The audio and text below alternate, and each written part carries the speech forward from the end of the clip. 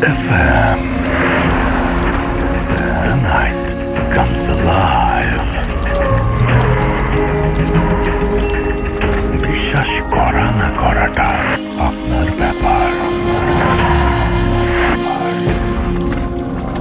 শুনছেন radio FM আর শুরু হয়ে গেল ভূত FM। আপনাদের সবাইকে স্বাগত জানাচ্ছি। আমি রাসেল, আমার সাথে রয়েছেন মাসুম ভাই, এবং আজকে কোনো অতিথি নেই।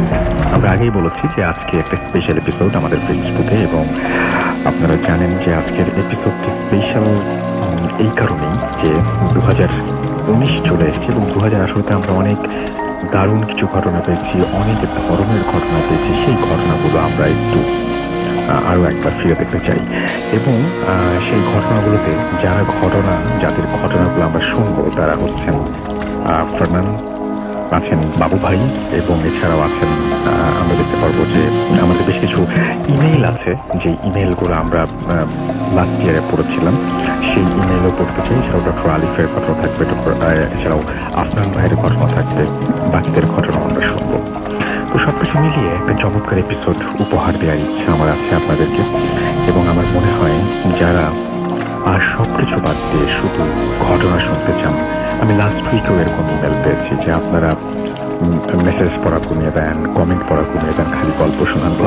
তো যাই হোক, আমি গল্প তো না, এগুলো সব ঘটনা, এবং আমরা ঘটনাই শোনাবো আজকে, এবং আশা করছি যে এই ঘটনাগুলো আপনাদের ভালো লাগবে। তবে পুরো এপিসোডটা কিন্তু আবার ভাববেন না যে পুরো এপিসোডই 2018 থেকে যথারীতি ইমেল দিয়ে শুরু করবো আজকের এপিসোডটি, এবং এই ইমেলটি খুব রিসেন্টলি পেয়েছি। তবে তার আগে জানিয়ে দিই কীভাবে আমাদের সাথে কমিউনিকেট করবেন। যদি আমাদের ঘটনা লিখে পাঠাতে চান তাহলে আমাদের ইমেল অ্যাড্রেস হচ্ছে bhutfm@radiofurti.fm, which is bhwtfm@radioforti.fm।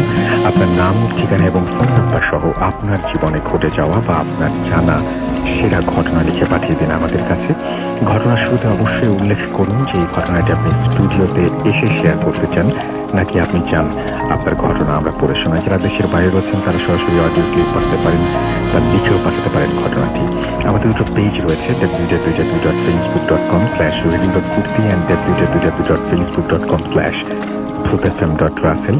এই দুটো পেজে এসেও আপনি লিখতে পারেন, লাইক দিতে পারেন, কমেন্ট করতে পারেন, এবং জানাতে পারেন যে আজকের এই স্পেশাল এপিসোডটি কেমন লাগছে। আমি কিন্তু এটা আপনাদের রিকোয়েস্টে, যারা শুনতে চান স্পেশাল এপিসোড তাদের জন্যই বলছি। এবং আপনারা দেখবেন যে ভূত এফএমে যে স্পেশাল এপিসোড হয়, যখন আমি সবসময় বলবো যে লাইভ শুনবেন, অনেকেই অনেক জায়গা থেকে শোনেন, সেখানে কিন্তু আসল স্পিরিটটা আপনারা মিস করেন। সাউন্ড মানে কথার পিঠে কথাতে লাগানো থাকে, মানে অনেক ঝামেলা হতে পারে সেখানে। বাট আপনি যদি লাইভ শোনেন তাহলে সেটার একটা অন্য ধরনের মজা কিন্তু আছে। যাই হোক, আমরা কথা না বলে ঘটনায় চলে যাই। আজকের প্রথম ঘটনা শুরু করছি একটা ইমেল দিয়ে, এবং আশা করছি ইমেলটি আপনাদের ভালো লাগবে। যেভাবে লিখেছেন আমি ঠিক সেভাবেই পড়ার চেষ্টা করছি। আসসালামু আলাইকুম রাসেল ভাই, আশা করি ভালো আছেন, কারণ আমি জানি আপনি সবসময় ভালোর দলে থাকেন। আমি মোহাম্মদ মেহেদি রহমান, ঢাকার গোপীবাগে থাকি। চাকরির ব্যস্ততার কারণে স্টুডিওতে এসে আমার ঘটনা বলা সম্ভব নয়, তাই আমার ঘটনাটি যদি ভূত এফএমে প্রচারযোগ্য হয় তাহলে আপনি পড়ে শোনালে আমি খুবই খুশি হব। ছোটবেলা থেকেই আমার প্যারানর্মাল ঘটনার প্রতি তীব্র একটা আকাঙ্ক্ষা আছে। এসব ঘটনা শুনতে, এগুলো নিয়ে জানতে আমার খুবই ভালো লাগে। ভূত এফএম শো আমি কখনোই মিস করি না, যদিও সময়ের কারণে লাইভ শোনা হয় না, তবে সবসময় আমি ভূত এফএমের সাথেই আছি। আমার কাছে বেশ কিছু ঘটনা আছে, কিন্তু সময়ের অভাবে পাঠানো হয় না। এইবার এই বন্ধের সময়টা আমি কাজে লাগিয়েছি এবং একটা ঘটনা টাইপ করে ফেলেছি। আর কোনো কথা না বাড়িয়ে সরাসরি চলে যাচ্ছি আমার ঘটনায়। গত মাসে বিজয়ের দিবসের বন্ধে আমি এবং আমার স্ত্রী মৌসুমী একটা ট্যুর এজেন্সির মাধ্যমে সুন্দরবনে ঘুরতে চাই। সঙ্গত কারণে ট্যুর এজেন্সির নাম প্রকাশ না করার জন্য অনুরোধ রইল। সেখানে আমি এবং আমার স্ত্রী সহ আরো প্রায় 75 জন টুরিস্ট 3 দিন একা জাহাজে করে পুরো সুন্দরবন ভ্রমণ করি। যেহেতু আমরা ট্যুর এজেন্সির মাধ্যমে গিয়েছি, তাই পুরো সময় আমাদের সাথে বন বিভাগের একজন গাইড ছিলেন। মহান আল্লাহর রহমতে আমাদের ট্যুরটা বেশ ভালোই হয়েছিল। সেই ট্যুরের দ্বিতীয় রাতে যখন আমরা সবাই জাহাজে অবস্থান করছিলাম, তখন আমার সেই বন বিভাগের গাইডের সাথে কথা হয়। সুন্দরবন দেখতে যেমন সুন্দর, তেমনি তার মধ্যে লুকিয়ে আছে অনেক অজানা ভৌতিক ঘটনা। ভূত এফএমে অনেক আগে সুন্দরবন নিয়ে ঘটনা শুনেছিলাম। সেই চিন্তা থেকেই ওনার কাছ থেকে সুন্দরবন নিয়ে ঘটনা জানতে আগ্রহ প্রকাশ করি। সঙ্গত কারণে ওই বন বিভাগের গাইডের নাম প্রকাশ করার জন্য না করার জন্য অনুরোধ রইল। আমি ওনার মুখে শোনা সেই ঘটনা তার মতো করে লিখে পাঠালাম। সুন্দরবনের গভীরে শরণখোলা রেঞ্জের আশেপাশে কোনো এক প্রত্যন্ত গ্রামে ৮০-৯০ দশকের দিকে এই ঘটনাটি ঘটে। সুন্দরবনকে কেন্দ্র করে হাজারো মানুষের বসবাস। সুন্দরবনের গ্রামের মানুষেরা মূলত মধু সংগ্রহ, গোলপাতা সংগ্রহ করে তাদের জীবিকা নির্বাহ করে। যারা গোলপাতা সংগ্রহ করে তাদের বাওয়ালি বলে। বনের অভ্যন্তরে নদী ও খালের পাড়ে প্রাকৃতিকভাবে জন্মে প্রচুর পরিমাণ গোল গাছ। ডিসেম্বর থেকে মার্চ মাস পর্যন্ত গোলপাতা আহরণের সময়। প্রতি বছর এই মৌসুমে সাতক্ষীরা, বরগুনা, বাগেরহাট ও পটুয়াখালীর হাজার হাজার বাওয়ালি গোলপাতা আহরণ করে নৌকার মাধ্যমে পরিবহন করে এবং তা বিক্রির কাজ করে। সেই সময় বাওয়ালিরা দল বেঁধে বনের গভীরে গিয়ে গোলপাতা সংগ্রহ করত। কারণ বনের গভীরে একদিকে যেমন বাঘের ভয় থাকে, তেমনি তখন ডাকাতেরও খুব উৎপাত ছিল। প্রতিটি বাওয়ালি দলে একজন মানুষ দলের প্রধান হিসেবে থাকত।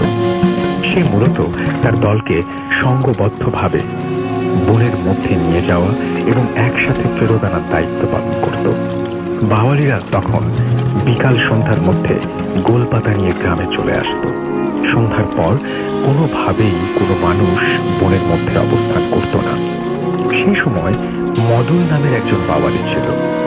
জানুয়ারি মাসের দিকে একদিন মদন বাওয়ালি দলের সাথে বনের মধ্যে গিয়ে গোলপাতা সংগ্রহ করছিল।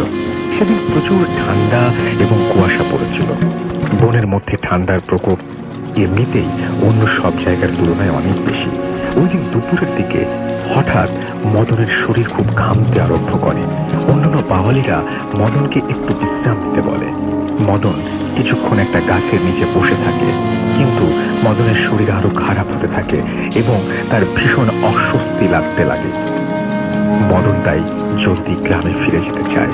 মদন বাওয়ালি প্রধানকে বলে যেহেতু তার শরীর খুব খারাপ, তার সাথে একজন বাওয়ালিকে দিতে যেন মদন গ্রামে ফিরে যেতে পারে। বাওয়ালিরা সবসময় সময় মতো গোলপাতা কাটা ও সংগ্রহ না করলে পাতা নষ্ট হওয়া, এমনকি গোলপাতার ঝাড় ধ্বংস হয়ে যাওয়ার আশঙ্কা থাকে। ওই দিন কাজের প্রচুর চাপ থাকায় বাওয়ালি প্রধান মদনের সাথে কোনো বাওয়ালিকে গ্রামে যেতে দিল না। বাওয়ালি দলের প্রধান মদনকে বলে, তুমি একটু কষ্ট করে হলেও আরো কিছু সময় এখানে থাকো, তাহলে কাজ শেষে আমরা সবাই একসাথে গ্রামে ফিরে যাব। কিন্তু মদন এই কথায় রাজি হলো না। বাওয়ালি দলের প্রধানের অনেকে অনুরোধের পরেও মদন একাই গ্রামের জন্য রওনা হয়ে গেল। সন্ধ্যার দিকে বাওয়ালি দল গ্রামে ফিরে এলো। বাওয়ালি দলের প্রধান সবার আগে মদনের ঘরে গিয়ে মদনের শরীরের কি অবস্থা জানতে গেল। মদন ঘরে তার বৃদ্ধ বাবা মা, প্রীতিপালি আর ৩-৪ বছরের একটা সন্তান ছিল। বাওয়ালি প্রধান মদনের ঘরে খোঁজ নিতে গেলে জানা যায় মদন তখনও ঘরে ফেরেনি। দীপালি বাওয়ালি প্রধান বৃদ্ধিপালি বাওয়ালি প্রধানের কথা শুনে খুব চিন্তিত হয়ে পড়ে। সে বাওয়ালি প্রধানকে বলে তাদের সবার এখনই আবার বনে গিয়ে মদনের খোঁজ করা দরকার। কিন্তু বাওয়ালি প্রধান তাতে রাজি হয় না, বরং দীপালিকে শান্ত হতে বলল। বাওয়ালি প্রধান বলে, এমনিতেই সন্ধ্যা গড়িয়ে রাত হয়ে এসেছে। এই রাতে গহীন বনের মধ্যে গিয়ে মদনের খোঁজ করতে গেলে যে কোনো সময় বাঘের কবলে পড়তে হবে। দীপালি একথায় কান্না শুরু করে দেয়। সে কাঁদতে কাঁদতে বলে, এতগুলো মানুষ একসাথে বনে লাঠিসোঁটা নিয়ে গেলে বাঘ কখনোই হামলা করবে না। কিন্তু বাওয়ালি প্রধান দীপালির কথায় রাজি হয় না। দীপালি গ্রামের ঘরে ঘরে গিয়ে সবাইকে জানাতে লাগলো যে মদন ঘরে ফিরে আসেনি। দীপালি গ্রামবাসীকে অনুরোধ করলো যেন তারা মদনের খোঁজ করতে বনের মধ্যে যায়, কিন্তু গ্রামের সবাই একই কথা বলে যে কাল সকালে তারা মদনের খোঁজ করবে। এত রাতে বনের মধ্যে যাওয়া বিপদের মুখোমুখি হবার সমান। গ্রামের সবাই দীপালিকে কোনো মতে শান্ত করে ঘরে ফেরত পাঠিয়ে দিল। যদিও দীপালি ঘরে ফিরে এলো, কিন্তু তার মন কোনোভাবেই মানল না। দীপালির মনে হচ্ছিল মদন হয়তো বনের মধ্যে কোথাও অসুস্থ হয়ে পড়ে আছে। যদি তাকে রাতের মধ্যে খুঁজে পাওয়া যায় তবে রক্ষা, না হয় অসুস্থতায় নয় বাঘের হামলায় সে মারা যাবে। দীপালি নিজেও একজন বাওয়ালি মেয়ে। বাচ্চা হবার আগে সে নিজেও কুলপাতা সংগ্রহ করত। দীপালি নিজেও সেই রাতে একা বনের মধ্যে যাওয়ার সিদ্ধান্ত নেয়। রাতে সবাইকে ঘুম পাড়িয়ে দীপালি একা একটা হ্যারিকেন নিয়ে বনের পথে রওনা দেয়। সুন্দরবনের যত গভীরে যাওয়া হয় ততই সব দিক এবং রাস্তা একই রকম লাগতে শুরু করে। দিনের বেলায় মাঝে মাঝে মানুষ দিকভ্রমের শিকার হয়, সেখানে রাতের বেলা পথ চিনে যাওয়া রীতিমতো অসম্ভব। দীপালি ধীর পায়ে বাউলিরা যে পথে বনের মধ্যে যায় সে পথ ধরে এগিয়ে যেতে থাকে। হ্যারিকেনের আলোতে তেমন কিছু দেখা যাচ্ছিল না, কিন্তু দীপালি অনেকটা অন্ধকারে ঢিল ছোড়ার মতন পথ চিরে চিরে এগিয়ে যাচ্ছিল। আশেপাশে খুটখুটে অন্ধকার আর ঝিঝি পোকার শব্দ, মাঝে মাঝে দূর থেকে শেয়ালের ডাক শোনা যাচ্ছিল। শীতের ঘন কুয়াশার মধ্য থেকে দীপালি এগিয়ে যাচ্ছিল এবং মাঝে মাঝে মদনের নাম ধরে ডাকছিল, মদন। ঠান্ডা বাতাস দীপালির শরীরের হাড় পর্যন্ত কাঁপিয়ে দিচ্ছিল। গ্রাম থেকে মোটামুটি অর্ধেক পথ এগিয়ে যাবার পর দীপালি দেখল চাঁদের আলোতে আশেপাশের বন খানিকটা দেখা যাচ্ছে। দীপালি আশেপাশে ভালো করে তাকিয়ে দেখল কেউ নেই। সামনের দিক বন আরো গভীর হবে। দীপালি সামনের দিকে যেই পা বাড়ালো তার মনে হচ্ছিল পেছন থেকে কেমন যেন একটা খচখচ আওয়াজ আসছে। দীপালি পিছে ফিরে তাকিয়ে হারিকেনের আলোতে দেখল কেউ নেই। দীপালি আরেকটু সামনে যেতেই পাশের ঝোপগুলো নড়ে উঠল। চাঁদ আর হ্যারিকেনের আলোতে দীপালি তেমন কিছুই দেখতে পেল না। এবার কেমন যেন অস্বস্তি লাগতে শুরু করলো। আশেপাশে নিষতি পরিবেশ। এবার তার কেমন যেন ভয় লাগতে শুরু করলো। অনেক বাঘ মানুষকে একটু অনেক দূর থেকে পেছু নেয়, সময় মতো মানুষের উপর হামলা করে। দীপালি এবার দ্রুত পায়ে গ্রামের দিকে রওনা দিল। তার মনে হলো এত দূরে এসে যখন মদনকে পাওয়া যায়নি তবে অযথা আর এগিয়ে লাভ নেই। কাল সকালে গ্রামবাসীর সাথে সে আসবে। দীপালি বনের মধ্যে শুকনো পাতার মর্মর শব্দের মধ্য থেকে এগিয়ে আসছিল। এমন সময় সে পেছন থেকে ক্ষীণ একটা আওয়াজ শুনল। দীপালি এবার পিছে ফিরে না তাকিয়ে এগিয়ে যেতে লাগলো। সে মনে মনে ভাবলো এই শব্দগুলো তার মনের ভুল। হঠাৎ দীপালিকে পেছন থেকে কেউ ভাঙা গলায় বলল, দীপালি। দীপালি এবার স্পষ্ট শুনল যে কেউ তার নাম ধরে ডাকছে। দীপালি আবার পেছন ফিরে তাকালো। আশেপাশে শুধু গাছপালা ঝোপঝাড় ছাড়া আর কিছুই দেখা গেল না। দীপালি যেই আবার গ্রামের পথে মুখ করলো, সাথে আবার পেছন থেকে ভাঙা গলায় শব্দ শোনা গেল, দীপালি, দীপালি। এবার বেশ ভয় পেয়ে গেল দীপালি। গলার আওয়াজটা শুনে মনে হলো মদন দীপালির নাম ধরে ডাকছে। দীপালি এবার পিছনে ঘুরে দেখলো যে তার থেকে খানিকটা দূরে একটা গাছের নিচে কেমন ঘন জমাট বাঁধা অন্ধকার। দীপালি একটু চাপা সরে বলল, কে ওখানে? মদন।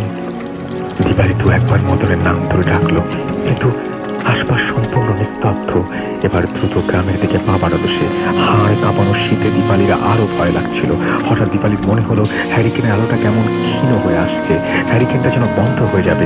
ঠিক সেই সময় দীপালির কানের পাশে ফিস ফিস আওয়াজ আসলো, দীপালি, আমাকে নিয়ে যা। দীপালি চমকে উঠে পেছনে ঘুরে তাকালো। তার হাত থেকে হ্যারিকেনটা নিচে পড়ে গেল। হ্যারিকেনের আলোটা দপ করে নিভে গেল। দীপালি কিছুক্ষণ আশেপাশে সব অন্ধকার দেখছিল। শোঁ শোঁ করে চারপাশে ঠান্ডা বাতাস বইছিল। ধীরে ধীরে চাঁদের আলোতে দীপালি হালকা হালকা সব দেখতে পেল। চারিদিকে কোনো কিছুই ছিল না, না কোনো মানুষ, না কোনো পশু পাখি, না কোনো অবয়ব। এই ঠান্ডাতেও দীপালির শরীর গরমে ঘেমে গেল। নিজেকে স্থির করে একটু নিঃশ্বাস নিয়ে দীপালি আবার গ্রামের দিকে পা চিপে চিপে এগোতে লাগলো। পর মুহূর্তে দীপালি তার সামনে কয়েক হাত দূরে যা দেখলো তা দেখার জন্য তার পায়ের নিচ থেকে মাটি সরে গেল। দীপালি দেখলো তার থেকে কয়েক হাত দূরে ঘন জমাট অন্ধকার তার কাছে চলে আসছে। সেই অন্ধকার একটা মানুষের মতো অবয়ব। কালো জমাট বাঁধা অন্ধকারের মতো থেকে মদনের বিভৎস মুখ ভেসে উঠল। মদনের মুখ ছাড়া শরীরের আর কোনো অংশ বোঝা যাচ্ছিল না। মদনের চোখের কোটর ফাঁকা। মদনের মুখ ছাড়া শরীরের আর কোনো অংশ বোঝা যাচ্ছিল না। মদনের চোখের কোটর ফাঁকা ছিল, তাতে কোনো মনই ছিল না। তার মুখের বিভিন্ন স্থানে বড় বড় ক্ষত। বিকৃত মুখটা দীপালির দিকে এগিয়ে আসছিল আর বলছিল, দীপালি আমাকে নিয়ে যা, দীপালি আমাকে নিয়ে যা। এই দৃশ্য দেখে দীপালি আর সহ্য করতে পারল না। প্রচন্ড জোরে চিৎকার দিয়ে বোনের দিকে ছুটতে লাগলো। কিছু দূর গিয়ে দীপালি পা পিছলে পড়ে যায় অথবা নিজে থেকে জ্ঞান হারিয়ে ফেলে। কারণ এরপর তার আর কিছুই মনে ছিল না। খুব ভোরবেলা মদনের বাবা মা ঘুম থেকে উঠে দীপালিকে ঘরে না পেয়ে জলদি গ্রামবাসীকে খবরটা জানায়। গ্রামবাসীরা ওই বাওয়ালি প্রধানের সাথে সুন্দরবনের গভীরে যায়। তারা বনের মধ্যে একটা পুকুরের পাড় ঘেঁষে দীপালিকে অচেতন অবস্থায় খুঁজে পায়। দীপালির শরীরে প্রচন্ড জ্বর ছিল। মদনের লাশ পাওয়া যায় বনের অনেকটা ভেতরের দিকে। তার চোখ দুটো উপরে ফেলা হয়েছিল। মুখের বিভিন্ন অংশ ক্ষত দেখে সবাই ধারণা করছিল কোনো শকুন অথবা কোনো পাখি মাংস খুবলে খেয়ে ফেলেছিল। মদনের চেহারাটা খুব বিকৃত ছিল। অসুস্থতার কারণে মদন হয়তো বনের মধ্যেই স্ট্রোক করে মারা গিয়েছিল। এরপর তার মৃত লাশটাকে বন্য পশু বা শকুন খুবলে খেয়ে বিকৃত করেছে। দীপালিকে গ্রামে নিয়ে আসার 2 দিন পর দীপালির জ্ঞান ফিরে আসে। দীপালি তখন গ্রামবাসীকে তার সব ঘটনা খুলে বলে। দীপালির জ্বর কোনোভাবে কমানো সম্ভব হয়নি। কয়েকদিন পর দীপালি মারা যায়। ঘটনা এখানে শেষ হতে পারত, কিন্তু তা হলো না। এরপর সন্ধ্যার পর ওই গ্রামের কোনো মানুষ বনের মধ্য দিয়ে গ্রামে ফিরতে গেলেই প্রায় মদনের গলার আওয়াজ পেত। ফিস ফিস করে মদন বলছে, আমাকে নিয়ে যা, আমাকে নিয়ে যা। এমনকি ভর দুপুরেও বাওয়ালিরা মদনের ডাক শুনছে। এই কারণে বাওয়ালি এবং গ্রামবাসীর মধ্যে একটা ভয় কাজ করে। গ্রামবাসীরা ওঝার কাছে গিয়ে সব ঘটনা খুলে বলে। ওঝা বলে মদনের শেষ ইচ্ছা ছিল সে গ্রামে ফিরে আসবে, কিন্তু তা পারেনি। তাই মদনের অতৃপ্ত আত্মা কোনো বাওয়ালিকে গ্রামে ফিরে আসতে দেখলেই তার সঙ্গ নিয়ে যেতে চায়। এই ছিল ঘটনা। ভালো লাগলে অবশ্যই পড়ে শোনাবেন। আপনাকে অনেক ধন্যবাদ। দোয়া করি ফুটেছেন এভাবেই বছরের পর বছর চলতে থাকুক। ভালো থাকবেন। নাম এবং ঠিকানা মেহেদি রহমান, এবং তারপরে তিনি তার RK মিশন রোড কবিবাগের ঠিকানা দিয়েছেন। আমি জানি না ঘটনাটা মানে একজনের মুখ থেকে শোনা, ধরে নিচ্ছি এটা যে সত্যি ঘটনা। যদি আমি এটা তো মন্তব্য করতেছি না, বিশ্বাস করা বা না করা কমপ্লিটলি আপনাদের ব্যাপার। কিন্তু এটা পাঠিয়েছেন মেহেদি রহমান, মোহাম্মদ মেহেদি রহমান, এবং তিনি তার পুরো ঠিকানা এবং ফোন নাম্বার দিয়েছেন এখানে। এবং আরেকটা জিনিস আমার কাছে মনে হয় যে এখানে মদন ফেরার সময় যদি একই রাস্তা ধরে ফেরে, তাহলে বাওয়ালিদের কিন্তু তাকে রাস্তায় পাওয়ার কথা। আমার ধারণা যে শকুন বা যে কোনো প্রাণী যারা তাকে খুবলে খেয়েছে বলে ধারণা করা হচ্ছে, তারা তাকে কিছুটা টেনে হয়তো বনের গভীরে বা অন্য কোথাও নিয়ে গিয়েছিল। সেটা শকুনের পক্ষে হয়তো সম্ভব না, অন্য কোনো প্রাণীর পক্ষে হয়তো সম্ভব, সেটাও হতে পারে। বা পুরো মৃত্যুটাই অস্বাভাবিক হতে পারে। এবং তারপর থেকে এখনো তো মদন সেই সুন্দরবনে আছে। সুন্দরবনে গেলে কেউ হয়তো, আর যদি ঘটনাটা সত্যি হয়ে থাকে, তাহলে হয়তো আপনারাও শুনতে পাবেন মদনের সেই আত্মচিৎকার, আর্তনাদ। এই ছিল ঘটনা, এবং আশা করছি এই ঘটনাটি আপনাদের ভালো লেগেছে। আমি চলে যাব আজকের প্রথম স্টোরিতে, এবং আমি ফিরে যাব এই জানুয়ারি মাসেই 2018-এর জানুয়ারিতে চলে যাব। এবং 2018-এর জানুয়ারিতে স্টুডিওতে এসেছিলেন ফারনান, এবং ফারনান একটা লাশের ঘটনা বলছিলেন। আমরা একটু আগে মদনের লাশ হওয়া থেকে এবার চলে যাচ্ছি একটা লাশ টানার ঘটনায়, এবং আশা করছি এই ঘটনাটি আপনাদের ভালো লাগবে। চলুন শুনে আসি ঘটনাটি। যে সবাইকে নতুন বছরের অনেক শুভেচ্ছা। আমি ফারনান পুরান ঢাকা থেকে এসেছি। আর আজকে যে ঘটনাটা শেয়ার করবো, ঘটনাটা আমাকে শেয়ার করেছেন জিকো ভাই, ওনার বড় ভাইয়ের একটা ঘটনা। তো ওনার বড় ভাই একজন MBBS ডক্টর, এবং ওনার একটা জীবনের একটা পর্যায়ে উনি যেটা করেন যে ওনার যে দেশের যে বাড়ি, গ্রামের বাড়ি যেখানে, সেখানে একটা হাসপাতালে বেশ কিছু সময় ধরে উনি চিকিৎসা পেশায় নিয়োজিত ছিলেন, মানে ওখানে বেশ 6 মাসের মতো সে ওখানে বসতেন ওই হাসপাতালে। তো ওই সময়টাতে একটা ঘটনা তার সাথে ঘটে এবং এই ঘটনাটাই আজকে আমি শেয়ার করবো। তো ওনার যে কাজটা মেইনলি ছিল যে সব পেশেন্টদের দেখার পরে যে কোনো ধরনের যদি বেওয়ারিশ লাশ আসতো সেই লাশগুলোকে পোস্টমর্টম করা। আচ্ছা, তো এই ঘটনাটা যে সময়টাতে ঘটে ঠিক তার প্রায় মাসখানিক ধরে এরকম বেওয়ারিশ আসেনি। আচ্ছা, অফ ছিল আসাটা। তো হঠাৎ এক শীতের রাতে, মানে অনেক ঠান্ডা পড়েছিল সে রাতে, এবং যেটা হয় যে খুব একটা পেশেন্টও ছিল না ওই হাসপাতালে, যেহেতু গ্রামের একটা হাসপাতাল। তারা খুব তাড়াতাড়ি মানে উনি ওখান থেকে চলে আসবে, বাসায় ফিরে যাবে। তো উনি 6টা কি 7টা এরকম একটা সময় মানে বের হতে যাবে, ঠিক তখনই একটা লাশ আসে, মানে অ্যাক্সিডেন্টে নিহত একটা লাশ হাসপাতালে আসে এবং ওই লাশটার কোনো পরিচয় পাওয়া যায়। অনেকক্ষণ ধরেই তারা চেষ্টা করে আশেপাশের এলাকার লোকজন যে লাশটা আসলে কোথেকে এসেছে, মানে হাইওয়ে রোডের উপরে লাশটাকে পাওয়া যায়, তার কোনো পরিচয় পাওয়া যায়। তো যেটা হয় যে তাকে তৎক্ষণাৎ ওই লাশটার পোস্টমর্টম করার নির্দেশ আসে। আচ্ছা, তো উনি যেটা করেন, যেহেতু উনি এই কাজটা অনেক আগে থেকেই করে আসছেন, তো কাজটা ওনার জন্য খুব একটা কঠিন কিছু না, রেগুলার কাজের রেগুলার করে থাকেন। তো উনি যখন লাশটাকে দেখলেন, তো দেখার পর উনি নিজেই অনেক ভয় পেয়ে গেলেন আসলে, কেননা এরকম অবস্থায় লাশ এর আগে কখনো তিনি দেখেননি। তো লাশটার অবস্থা এরকম ছিল যে গলা থেকে পা পর্যন্ত সম্পূর্ণভাবে লাশটার কোনো সমস্যা নেই, একদম ফ্রেশ, কোনো ক্ষত চিহ্ন নেই। যেটা হয়েছিল যে মাথার যে সাইডটা, ওখান থেকে প্রায় 80% মতো থেতলে গিয়েছিল, মানে খুবই ভয়ানক একটা অবস্থা। লাশটাকে দেখলেই মানে ভয় পেয়ে যাবে এরকম একটা অবস্থা। ইভেন সে নিজে এত দিন ধরে পোস্টমর্টম করছিল, কিন্তু এইরকম অবস্থার লাশ সে কখনই দেখে। তো উনি যেটা করলেন যে যেহেতু সেই রাতের মধ্যেই, রাত 10টার মধ্যেই নাকি পোস্টমর্টমের রিপোর্ট পাঠাতে হবে পুলিশ স্টেশনে, সেই জন্য উনি যেটা করলেন যে সে রাতেই পোস্টমর্টমের কাজটা সেরে ফেললেন। তো উনি যখন পোস্টমর্টম করছিলেন তখন যেটা হয় যে ওনার সাথে যে একজন ডক্টর ছিল, উনি যখন করছিলেন তখন ওনার কাছে মনে হচ্ছিল যে লাশটার হাত পা হঠাৎ করে নড়ে চড়ে উঠতেছে, এরকম মানে এখন পর্যন্ত লাশটাতে মনে হচ্ছে লাইফ আছে। তো উনি তখন মনে হচ্ছে লাইফ আছে, হ্যাঁ, হাত পা নড়তেছে, এরকম হঠাৎ করে ওনার কাছে বারবার মনে হচ্ছিল। এবং উনি এনশিওর হওয়ার জন্য তার সাথে যে ডক্টরটা ছিলেন তাকেও জিজ্ঞেস করছিলেন যে তুমি কি এরকম কিছু দেখেছো? তো সেও বললো যে হ্যাঁ, আমার কাছেও মনে হচ্ছিল যে হঠাৎ করে হাত পা নড়ে উঠছে লাশটার।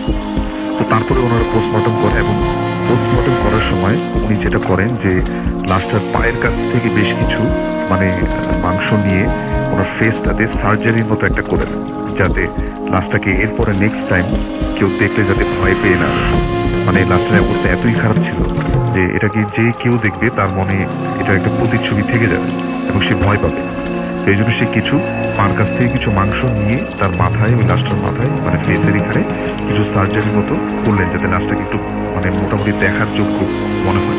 আচ্ছা, তারপর উনি লাশটাকে মানে কাজ শেষ করে উনি ওনার, তখন বাজে রাত 10টা, উনি ওনার বাসায় যাবেন। ওনার বাসা ছিল সেই গ্রামের একটু ভিতরে, মানে ওনাদের হাসপাতালটা থেকে প্রায় 5 মাইলের মতো পথ তাকে যেতে হবে। নর্মালি হাসপাতাল থেকে বের হয়ে দেখলেন যে বাইরে প্রচুর ঠান্ডা, প্রচুর কুয়াশা, আশেপাশে ছোট যে টং দোকানগুলো সবগুলো একদম বন্ধ হয়ে গেছে, কোনো রিক্সাও পাওয়া যাচ্ছে না। এই এলাকায় কিছু কিছু রিক্সা, যেগুলো ব্যাটারি চালিত রিক্সা, মানে সে রাত্রে কোনো কিছুই ছিল না। সে একটা সময় তার মনে হচ্ছিল যে সম্পূর্ণ রাস্তা হয়তো বা তাকে হেঁটেই যেতে হবে। আচ্ছা, এবং যখন সে হাসপাতাল থেকে বের হয়ে হাইওয়ে রোডটাকে ক্রস করে নিচে নেমে যাবে, মানে গ্রামের পথ ধরে ভিতরের দিকে যাবে, তখনই তার কাছে হঠাৎ করে রাস্তার উপরে একটা জিনিস চোখে পড়লো। সেটা হচ্ছে রাস্তার একটা পাশে জমাট পাতা বেশ কিছু রক্তের দাগ। আচ্ছা, তখন এটা দেখার পরে সে বেশ মানে একটু খারাপ লাগলো যে হয়তোবা ওই লাশটায় এখানেই অ্যাক্সিডেন্ট করেছিল, যেহেতু এই হাইওয়ে রোডটা থেকেই লাশটাকে নেওয়া হয়েছিল হাসপাতালে। তো তারপর উনি যেটা করলেন যে ওনার বাসার উদ্দেশ্যে উনি হাঁটতে থাকলেন, কোনো কিছুই সে ছিলেন না। একটা পর্যায়ে তার কাছে মনে হচ্ছিল যে ব্যাক করে সে মানে হাসপাতালেই চলে যাবে, কেননা এরকম তার কাছে এরকম একটা ভয় লাগতেছিল এবং অস্বস্তি লাগতেছিল যে তার কাছে মনে হচ্ছিল যে আমি বাসায় না ফিরে হাসপাতালেই আবার ফিরে যাই। সে চিন্তা করে যে আমি বাসায় ফোন করে দেন হাসপাতালে আবার চলে যাই। আবার একটা সময় চিন্তা করে যে না, আমি বাসায় চলে যাই, যেহেতু লাশটা হাসপাতালে রয়েছে। তার কাছে খুব মানে অস্বস্তি ফিল করতেছিল, সে তার কাছে ভালো লাগতেছিল না সে কি করবে আসলে। তো একটা পর্যায়ে করতে করতে সেই গ্রামের রাস্তা ধরে যখন সে হাঁটছিল, হঠাৎ করে দেখলো যে দূর থেকে একটা রিক্সা তার সামনে এসে দাঁড়ালো, এবং রিক্সাটা ছিল ব্যাটারি চালিত রিক্সাগুলোর মতো একটা রিক্সা, এবং ওটাতে একটা রিক্সাওয়ালা বসা ছিল, এবং রিক্সাওয়ালা ওনাকে বললেন যে আপনি কোথায় যাবেন, আপনাকে আপনার গন্তব্যস্থলে আমি পৌঁছে দেবো। তো উনি একটু চিন্তা করলেন যে না ঠিক আছে, যেহেতু রিক্সাটা পেয়ে গেছি এখন বাসার উদ্দেশ্যে যাওয়া যাবে। এবং রিক্সাওয়ালার বর্ণনাটা আমি এভাবে দিব যে যে রিক্সাওয়ালাটা বসা ছিল ওনার সম্পূর্ণ শরীর চাদরে ঢাকা ছিল, মুখে একদম জাস্ট চোখটা দেখা যাচ্ছিল, আর বাকি সবকিছুই মানে শীতের জন্য সে শীতের কাপড় চোপড় পরেছিল, এরকম একটা অবস্থা। আচ্ছা, তো উনি বললো যে আমাকে এই জায়গায় নিয়ে যেতে হবে, বাজার বা এই বাজার এখানে নামিয়ে দিতে হবে। তো রিক্সাওয়ালা তাকে একদম সুন্দর মতো তার বাসার সামনে যে বাজারটা সেখানে তাকে নামিয়ে দেয়, এবং যখন সে রিক্সা থেকে নেমে 50 টাকার একটা নোট ওই রিক্সাওয়ালাকে দিতে যাবে, তখন রিক্সাওয়ালা তাকে বললেন যে স্যার আমি ভাড়া লাগবে না, আমাকে জাস্ট একটা ছোট্ট উপকার করবেন। আচ্ছা, এই কথা বলে রিক্সাওয়ালা তার পকেট থেকে বের করলো একটা কাগজ বের করে তার হাতে দিল, এবং সেটা দেওয়ার সাথে সাথে রিক্সাটা চালিয়ে চলে গেল, আর কিছুই সে বলল না। এবং সে নিজেও একটা হাতে কাগজ এবং একটা হাতে ওই 50 টাকার নোটটা নিয়ে সে নিজেও চিন্তা করতে থাকলো যেটা আসলে কি হলো, মানে এটা আসলে কি দিল আমাকে আসলে, এবং ভাড়াটাই বা সে নিল না কেন। একটা পর্যায়ে সে তার নিজেকেই আশ্বস্ত করতে লাগলো যে যেহেতু সে গ্রামের একজন ডক্টর এবং একদম সদর হাসপাতালই ওনার পোস্টিং, তো গ্রামের অনেক মানুষকেই সে মানে ফ্রিতে ট্রিটমেন্ট দিয়ে থাকেন। তো ওনার কাছে মনে হচ্ছিল যে ওনার কাছে যে ছোট্ট একটা সাহায্যের কথা বললো, এটা হয়তো ওনাকে হয়তো কেউ চিনে থাকে, ওনারই হয়তো কোনো পেশেন্ট ছিল, তো ওনাকে জাস্ট মানে ভাড়াটা না নিয়ে জাস্ট তাকে একটা সম্মানার্থে তাকে বাসায় নামিয়ে দিয়ে চলে গেছে, এরকম কিছু একটা, বা কোনো মেডিসিন বা কিছু একটা পরে তার কাছে হয়তো বা নিতে আসবে, সে মানে কোনো দরিদ্র মানুষ পরে হয়তো বা দাঁড়িয়ে করবে এরকম কিছু একটা। তো সে জাস্ট রীতিমতো তার বাসার কাছে এসে মানে সে বাসায় ঢুকে গেল, এবং সবকিছু নর্মালি ছিল। বাসায় আসার পরে তার ওই লাশটার কথাও সে আস্তে আস্তে ভুলে যাচ্ছিল, এবং যখন সে রাত্রে ঘুমাতে যাবে তখন তার হঠাৎ করে ওই ছোট্ট কাগজটার কথা মনে পড়ল, যে আমাকে তো একটা কাগজ দিয়েছিল, ওটাতে আসলে কি লেখা সেটা তো দেখা হয়। তো সে যেটা করলো, বিছানায় ঘুমানোর সময় সে কাগজটা হাতে নিয়ে দেখলো, এবং কাগজটা যখন সে খোলার সাথে সাথে সে বেশ অবাক হয়ে গেল। সে দেখলো যে ওটা নর্মাল কোনো কাগজ ছিল না, ওটা ছিল তার হাসপাতালের যে প্রেসক্রিপশন, যেটাতে তার হাসপাতালের নাম লেখা এবং তার নিজের নামও লেখা আছে প্রেসক্রিপশনটাতে, এবং ওই প্রেসক্রিপশনটাই তাকে ওই রিক্সাওয়ালাটা দিয়েছে, এবং প্রেসক্রিপশনের মাঝখানে লেখা ছিল যে আমাকে আর কষ্ট দিবেন না, আমাকে কাল সকালের মধ্যেই কবর দেওয়ার ব্যবস্থা করেন, জাস্ট এই কথাটুকু লেখা ছিল। আচ্ছা, তখন এই কথাটা পড়ে মানে সে মানে একদম যেটা বলবো যে একদম ঠান্ডা হয়ে গেল যে এটা কি লেখা আসলে, এবং এটা আসলে কে, মানে ওই লোকটা কে ছিল আসলে, তাকেই বা কেন এই কাগজটা দিতে আসলো। ওই রিক্সাওয়ালাটা তো তার একদমই অপরিচিত, এর আগে কখনোই সে তার সাথে কথা বলেনি, এবং আসলে কে ছিল সে, তার সেই রাতে একদম প্রচন্ড ভয় পাচ্ছিল, এবং বারবার তার কাছে মনে হচ্ছিল যে লাশটা সে পোস্টমর্টেম করে আসছে ওই লাশটাই নাকি রিক্সাওয়ালাটা। সে বেশ মানে ভয় পাচ্ছিল, এবং সে যেটা হয় যে সারা সে ঘুমাতে পারেনি, এবং ভোরের দিকে সে হাসপাতালের দিকে রওনা হয়, এবং হাসপাতালে যে যারা কর্তব্যরত লোক ছিল তাদের সবাইকে মানে জিজ্ঞেস করার চেষ্টা করে যে গত রাতে যে লাশটা এসেছিল, লাশটা আসলে কোথায় তোমরা পেয়েছিলে। তো অনেকক্ষণ পরে যেটা হয় যে একটা নিউজ পাওয়া যায়, সেটা হচ্ছে যে ওই লাশটা আসলে ওই হাইওয়ে রোডটাতেই একজন রিক্সাওয়ালার লাশ ছিল, এবং তাকে মানে একটা ট্রাক তার মাথার উপর দিয়ে চলে যায়, এবং সে ওখানেই মারা যায়। আর তারপরে লাশটাকে হাসপাতালে নিয়ে আসা হয়, এবং যেটা হয় যে ওই হাসপাতালের একটা নিয়ম ছিল যে মানে যদি এরকম কোনো লাশ রিসিভ করতে কেউ না আসে, সেক্ষেত্রে যেটা করতেন তারা, যে হাসপাতালে যে বর্ণগুলো ছিল এগুলোকে কোনো একটা কাজে ইউজ করা হতো। সব জায়গায় এরকম একটা নিয়ম থাকে তো ওনাদের হাসপাতালেও এরকম একটা নিয়ম ছিল।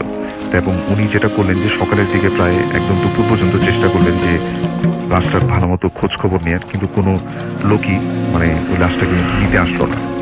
তো উনি তখন যেটা চিন্তা করলেন, যেহেতু তার কাছে একজন রাত্রে এরকম একটা রিকোয়েস্ট করেছিল যে আমাকে ছোট্ট একটা উপকার করবেন, এবং সে যেটা চিন্তা করলো যে লাশটাকে আর সেই মর্গে না রেখে লাশটাকে একদম বেওয়ারিশ হিসেবে দাফনের ব্যবস্থা সে করে দিল। লাশটার জানাজাও পড়ানো হলো এবং লাশটাকে দাফনের ব্যবস্থা করে দেওয়া হলো।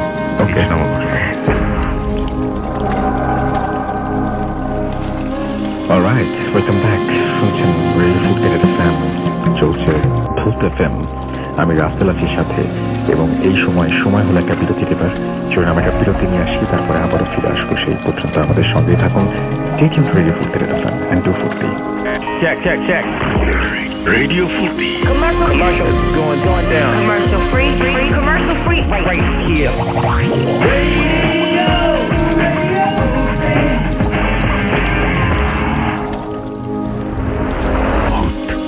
FM.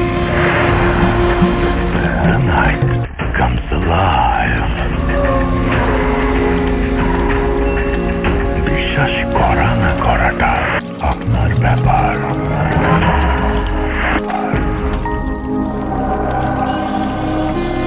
শুনছেন রেডিও ফুডকেটেড এফএম, চলছে ভূত এফএম। আমি রাসেল আছি সাথে, আমার সাথে রয়েছে মাসুম ভাই, এবং আজকে কোনো অতিথি নাই, কিন্তু আমাদের কাছে আছে অসংখ্য ঘটনা, এবং সেই ঘটনাগুলি আপনাদের সাথে শেয়ার করতে চাই। এবং আমি এখন আবারও জানুয়ারি মাসের সেই 5 তারিখে ফিরে যাব, এবং সেই দিন একই সাথে বাবু ভাই এসেছিলেন স্টুডিওতে, এবং তিনি তার একটা দীর্ঘ সময় কেটেছে দেশের বাইরে, আপনারা সবাই জানেন, এবং তিনি 2012 সাল থেকে ভূত এফএমের সঙ্গে আছেন। মানে আমাদের সাথে স্টুডিওতে সে ঘটনা শেয়ার করেন তিনি বিভিন্ন সময়, এবং তিনি তার সেই সময়ের ঘটনা, যখন তিনি দেশের বাইরে ছিলেন তখনকার একটা ঘটনা, বা তখনকার একটা বন্ধুর মাধ্যমে পাওয়া একটা ঘটনা, সেই ঘটনাটি আমরা শুনে আসবো, এবং আশা করছি এই ঘটনাটি আপনাদের অনেক বেশি আনন্দ দেবে। তো চলুন শুনে আসি ঘটনাটি। থ্যাংক ইউ রাসেল ভাই। এই কাহিনীটা আমাকে শেয়ার করেছেন অ্যান্ডি ওয়েস্ট পাম বিচে থাকতো। আচ্ছা, এখন কোথাও থাকে আমি জানি না। তো অ্যান্ডির দাদার ঘটনা অনেক পুরনো আর কি, অনেক পুরনো দিনে। তো সেই সময় প্রবাবলি আপনার ফার্স্ট ওয়ার্ল্ড ওয়ারের সময় বা সামথিং লাইক দ্যাট, একটা সময়ের ঘটনা। তো ওনারা থাকতেন আপস্টেট নিউ ইয়র্কে তখন। তো ওনার দাদা একদিন, অ্যান্ডির দাদা একদিন আপনার শহরে গিয়েছিল ওনার একটা কাজে। আর তখন ওনার যে থাকতে জায়গাটা ছিল আপনার বেশ একটু গ্রাম টাইপের একটা জায়গা, সেখান থেকে শহরে গিয়েছিল। তো শহরে যে তার প্রয়োজনীয় জিনিস কেনাকাটা দোকান চালাতো, সেখান থেকে কিনে উনি ফিরছিলেন, এবং ফিরতে দেখা গেছে সন্ধ্যার পরও হয়ে গেছে। এবং তখন ওই অংশটাতে ঘোড়ার গাড়িতে আসতে হতো, কারণ তাদের ছিল না, মানে এই মডার্ন ট্রান্সপোর্টেশন তেমন ছিল না। কিছু গাড়ি ছিল, সেগুলো ওইরকম রাস্তায় চলতো না। তো যাই হোক, এক জায়গায় এসে ওনাকে নেমে যেতে হয়, কারণ ওই জায়গাটাতে আর কি ওই যে ঘোড়ার গাড়ি যে সে আর সামনে যাবে না, তার হাঁটা পথ ধরে কিছু দূর যেতে হবে, যে সেখান থেকে পরে তার করতে হবে, অন্য কিছু নিতে হবে। তো যাই হোক, উনি ঘোড়া গাড়ি থেকে নেমে যান, সন্ধ্যা হয়ে যায়, বেশ ঠান্ডার সময়, আপস্টেট অনেক ঠান্ডা। তো হেঁটে যখন যাচ্ছেন, তো যেতে যে দেখেন যে মানে বেশ অন্ধকার হয়ে গেছে রাস্তা, এবং তখন একটা ভয় ছিল যে ওরকম অঞ্চলে অনেক সময় উল্ফ থাকে, বেশি ঠান্ডার সময় উল্ফ চলে আসে বাইরে। তো এই ভয়টা উনি খুব বেশি পান আর কি। ভয়টা বেশি পাওয়ার জন্য উনি হেঁটে ওখানকার যে একটা ছোট অংশ যেখানে নাকি কিছু দোকানপাট হোটেল টোটেল আছে এরকম জায়গা, ওই জায়গাটা খুঁজে বের করেন। হেঁটে যে একটা হোটেল উনি পান, মোটেল আর কি, পুরোনো মোটেল। তো সেই মোটেলে উনি ওঠার পর বলে যে মোটেলে বলতেছে যে এখন তো বেশ ঠান্ডা পড়ছে, এখানে আপনার বেশি একটা সিট নেই, তুমি এই পাশে একটা রুম আছে, রুমটা তুমি নিতে পারো, বেশ ছোট যদিও, এবং ওইটার হিটিং ঠিক মতো কাজ করে না, তো বি কেয়ারফুল। তো তাকে বলে দেয় যে আরেকটা জিনিস হচ্ছে, ওই মোটেলের যে ইসাকে বলে যে তোমার আরেকটা জিনিস হচ্ছে, তুমি যে মোটেলে থাকবে রাত 8টা 9টার পর হাঁটাহাঁটি করবে না বেশি, এখানে আসলে ঝামেলা হয়। তো কি ঝামেলা? তো ঝামেলা disturbance, we don't want that. তুমি 8টার পরে 8টা 9টার পরে হোটেলে করবে না, আর তুমি বেরোবেই বা কেন? ঠান্ডার সময় তোমার হিটিং কাজ করছে না আমাদের এখানে ঠিক মতো, এবং ওই যে প্যাসেজটা শিলজোর মানে করিডোর, ওখানেও কাজ করে না ঠিক মতো। তো যাই হোক, ওনার কোনো চয়েস নাই, অ্যান্ডি দাদা ওখানেই উঠেন। এবং যখন যান রুমটা ওনাকে খুলে দেন। খেয়াল করেন যে রাস্তা মানে যে প্যাসেজের দুই পাশে রুম আছে এবং লাস্টে যে রুমটা ওনাকে থাকতে দিচ্ছেন তার অপোজিট আরেকটা রুম এবং এর মাঝখানে কিছু দূর কয়েকটা রুম নাই আর কি, মানে জায়গাটা মানে পুরোপুরি আপনার বন্ধ। ওখানে কি আছে বা একটা রুমই অত বড় কিনা উনি বুঝতে পারেন না। যাই হোক, যে রুমটা তাকে থাকতে দেয় সেই রুমটা মোটামুটি সাইজ ঠিক আছে, মানে একজন মানুষ থাকার জন্য সিঙ্গেল বেডরুম। উনি ওঠেন, উঠে ওখানে মোটামুটি চেক ইন করেন, ফ্রেশ হয়ে উনি থাকেন। তো রাত্রেবেলা উনি বসে আছেন, একসময় চিন্তা করে যে নাথিং টু ডু, শুয়ে পড়েন। তখন পর্যন্ত হিটিংয়েও কোনো কলাপস করেনি, ভালোই করতেন। তো উনি ঘুমায় যান। তো উনি যখন ঘুমায় যান একসময় উনি ঠান্ডা লাগতেছে ওনার, উঠে বসে দেখে যে উনি নর্মাল একটা গেঞ্জি পরে ঘুমাইছিলেন, গায়ে কোনো ভারী কাপড় নাই, জাস্ট কমফোর্টার, এবং দেখে বেশ ঠান্ডা হয়ে আছে রুমের ভিতর। তো উনি বলছেন যে ওই যে বলছে যে হিটিং সিস্টেম কাজ করে না এটা। উনি তাড়াতাড়ি উঠে উনি করতে যান, কাপড় পরাতে যান, গায়ে চাপাতে যান। তো এর মধ্যে উনি শোনেন না রুমের দরজা নক হচ্ছে, টক টক টক টক টক করে নক হচ্ছে। তো উনি জিজ্ঞেস করে যে হুইজ দিস, কোনো উত্তর নাই। এবং উনি আবার জিজ্ঞেস করে হুইজ দিস, এবং তখনও কেউ সাড়া দিচ্ছে না। কিন্তু কিছুক্ষণ চুপ করে থেকে আবার উনি মানে চিন্তা করে গেটের সামনে যায়, জিজ্ঞেস করে হুইজ দিস, কোনো উত্তর নাই। তো উনি আবার ব্যাক করে বিছানায় শুতে যান। এই সময় আবার নকটা পড়ে দরজা, তো হুইজ দিস। তো ওই পাশ থেকে একটা নারী কণ্ঠে বলতেছে এরকম, মানে ফিস করে বলছে ম্যারি। তো কণ্ঠটা এমন ভাবে বলছে যে উনি ওনার মনে হচ্ছে যে ওনার বুক বন্ধ হয়ে গেছে ঘাড়ের। হি ওয়াজ কাইন্ড অফ স্কেয়ার্ড, সে একটু ভয় পেয়ে যায় যে এরকম ভাবে বলছে। তো উনি বলতেছে, আবার জিজ্ঞেস করে হু ম্যারি, হ্যাঁ বলে উনি আস্তে করে দরজাটা আস্তে করে খুলে ফেলেন। তো দরজাটা যখন খুলে ফেলেন উনি দেখে ওই পাশে কিছু নাই, ঠান্ডা একটা বাতাস রুমে প্রবেশ করলো আরো, কারণ করিডোরটা আরো ঠান্ডা।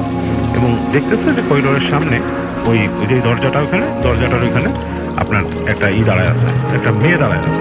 আর মেয়েটা যে দাঁড়ায় আছে দরজাটা খুলে, সে কিন্তু পুরো দেখতে পাচ্ছে না, কৃষ্ণাঙ্গ মেয়ে, মানে একজন ব্ল্যাক মেয়ে দাঁড়ায় আছে, মানে চেহারাটা ভালো দেখা যাচ্ছে না। তো উনি জিজ্ঞেস করতেছে যে তুমি কি আমার দরজা নক করছিলে একটা? তো বলতেছে ইয়েস। বলে কি? বলে কি আমি ভয় পাচ্ছি। কেন? বলে কি ওরা আমাকে ধরে নিয়ে যেতে আসবে। কে তোমাকে ধরে নিয়ে যেতে আসবে? No, who's gonna come to get you? তো বলতেছে ওরা আসবে। হ্যাঁ, আমি ভয় পাচ্ছি।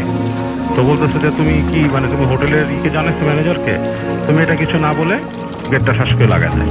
তো উনি রুমের মধ্যে ঢুকে একটু স্তব্ধ হয়ে যায়। কি বললো? এসে বললো যে ম্যারি ধরে নিয়ে যেতে আসবে, এবং বেশ উনি চিন্তায় পড়েন। চিন্তায় পড়ার পর উনি আবার যে বিছানায় বসেন, এবং কিছুক্ষণ পর যথারীতি আবার ওনার দরজা টকটক করে নক হচ্ছে। আচ্ছা, তো উনি জিজ্ঞেস করে হুজ দিস, এবং এইবারও কোনো উত্তর নাই, মানে সেম থিং, দরজার মধ্যে টকটক করে নক হচ্ছে, কোনো উত্তর নেই। তো উনি এবার উঠে বলতেছে যে তুমি কি সেই marry, are you the marry, are you marry, তুমি কি আমাকে করতেছো, মানে are you knocking at the door? তো ওই পাশ থেকে আবার বলছে ম্যারি। তো উনি এবার গেট খুলতে, এইবার দেখে ওনার দরজাতেই দাঁড়ায় আছে কৃষ্ণাঙ্গ মেয়েটা। সে বলছে আমি ভয় পাচ্ছি, আমাকে ধরে নিয়ে যেতে আসবে। তখন উনি রাগ করে উঠে বলছে যে তুমি কে? আমি চিনি না, তুমি আমার রুমের দরজা নক করতেছো রাতের বেলা, হোয়াটস গোয়িং অন? তোমার কি কোনো প্রবলেম আছে? তাহলে তুমি এক কাজ করো, হোটেলের ইকে ডাকো, আমি রাখতেছি রিসেপশনকে দাও, মানে তাহলে তোমার কি প্রবলেম আছে, অথবা ইউ ক্যান টেল মি প্রবলেমটা কি। এই বলে উনি ঘুরে যে ওখানে ওই যে একটা বেলের মতো ছিল আর সুইচের মতো চাপ দেয়। তো চাপ দিতে যে তাকায় দেখে যে মেয়েটা নাই দরজায়। তো মেয়েটা দরজা নেয়। উনি বলে কি ব্যাপার, কোথায় গেল? তো হি গট কিউরিয়াস। উনি আমার ভাবে যে আমি কি মানে এমন কিছু দেখলাম যে মানে কাউকে অফেন্ডেড করে ফেললাম, বা মেয়েটা আসলে প্রবলেমে ছিল। উনি নিজের রুমে দরজা খুলে উনি হাঁটে, দেখে যে ওই প্যাসেজটার মধ্যে লাইট নেই, অন্ধকার হয়ে আছে। আচ্ছা, আর সামনের যে রুমটা সেটার দরজা একটু খোলা। তো উনি করে কি আস্তে আস্তে যায় যে ওই রুমে ঢুকে উনি দেখে অন্ধকার, মানে ওই রুমের ভিতরে দেখা যাচ্ছে না, আমার লাইক জমাট বাঁধ অন্ধকার টাইপের। তো উনি আবার ফিরে আসে রুমে এসে খুঁজে দেখে কিছু পায় না। ওনার নিজের ব্যাগ ঘাটে, ওনার যে একটা লাইট ছিল ওই সময়কার, এরকম বড় লাইট পাওয়া যেত রাস্তায়, সেই লাইটটা খুঁজে উনি বের করে পথ চলার জন্য ওইটা নিয়ে আসে। এসে উনি ওই রুমের দরজার মধ্যে ঢুকে লাইট জ্বালায় নাকি উনি যেটা দেখে, মানে এটা মানে ভেরি মানে একটা ডেঞ্জারাস থিং ওনার জন্য, যে মেয়েটাকে দেখছে ওই মেয়েটা দড়ি থেকে ঝুলে আছে, লাইক গলায় দড়ি নেওয়াটা এরকম ঝুলে আছে, এবং ওনাকে দেখে ঠাস করে চোখ মেলে মেয়েটা, ফট করে চোখ খুলে ফেলে। এটা দেখে উনি মানে লাইটটা ফেলে দিয়ে লাফ দিয়ে বের হয়ে আসে। উনি খুবই ভয় পায়, করিডোর থেকে দৌড়ে যায়, নিচে যায় ম্যানেজার এসে চিৎকার চেঁচামেচি শুরু করে। ম্যানেজার ঘুমাচ্ছিল, ম্যানেজার উঠে আসে, সে বলে কি হয়েছে? বলে আমাকে তোমরা কোথায় রাখছো? এখানে একটা মেয়ে আত্মহত্যা করছে। এসে তোমরা এই কোয়াইট বলে ওকে চুপ করে, বলে কি বি কোয়াইট বলে নিয়ে আসে, হাত ধরে নিয়ে আসে উপরে।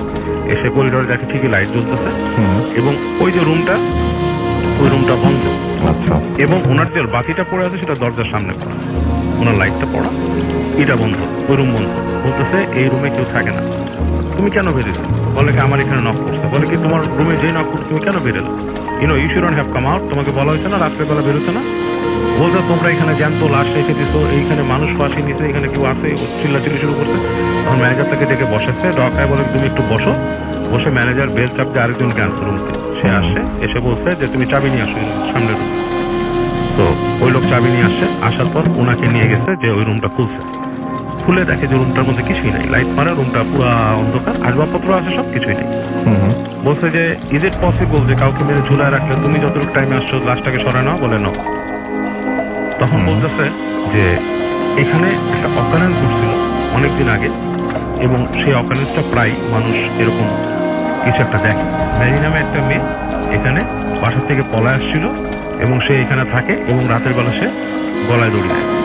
আচ্ছা, হ্যাঁ, সে ফাঁসি নিয়ে মারা যায়, এবং অনেকেই এখানে এটা দেখে, এবং এই জন্য তোমাকে বলা হয়েছে রাত্রেবেলা এখানে চলিত না। এবং অনেক জায়গায় হোটেলে সেট আপ করা থাকে এরকম জিনিস, আমাদের এখানে সেট আপ কিছুই নাই। এবং দ্যাট ওয়াজ ওল্ড এজ, মানে ওই সময় কিন্তু এরকম সেট আপ ওইভাবে হতো না। হ্যাঁ, এখন যেমন বাণিজ্যিক ভাবে এগুলো হয়ে গেছে। তো বলে যে তোমাকে এর জন্য মানা করেছিল বেরোতে না। উনি বলে আমি রুমে আর থাকবো না, আমি তোমাদের লবিতে বসে থাকবো, আমি তাও রুমে।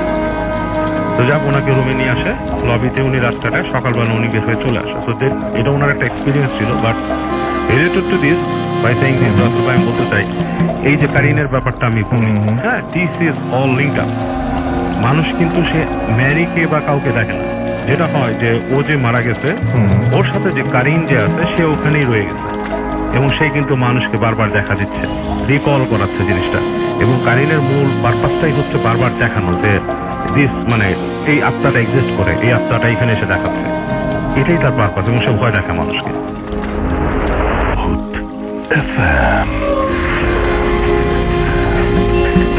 বিশ্বাস করা না করাটা আপনার ব্যাপার।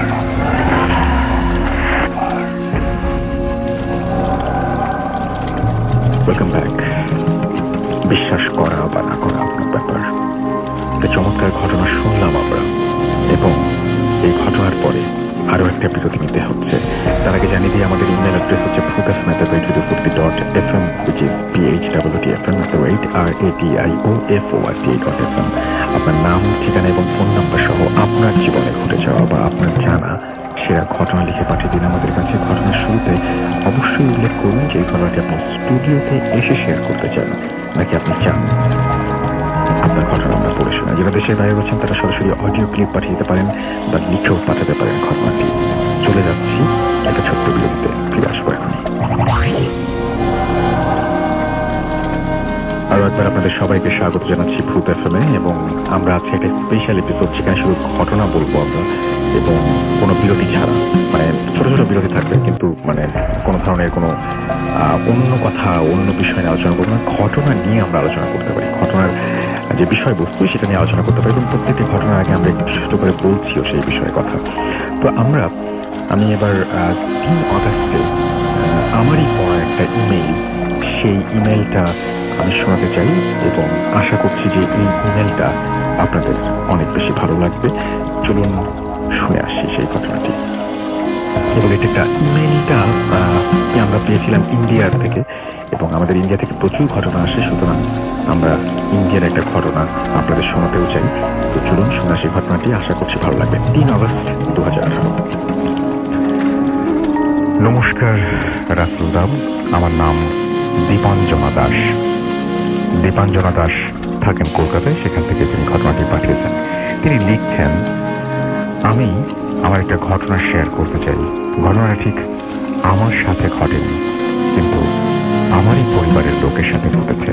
সে কারণে আমি সবার আসল নাম এবং এক্সাক্ট লোকেশন বলতে পারছি না, ভালো লাগলে পড়ে শোনাবেন।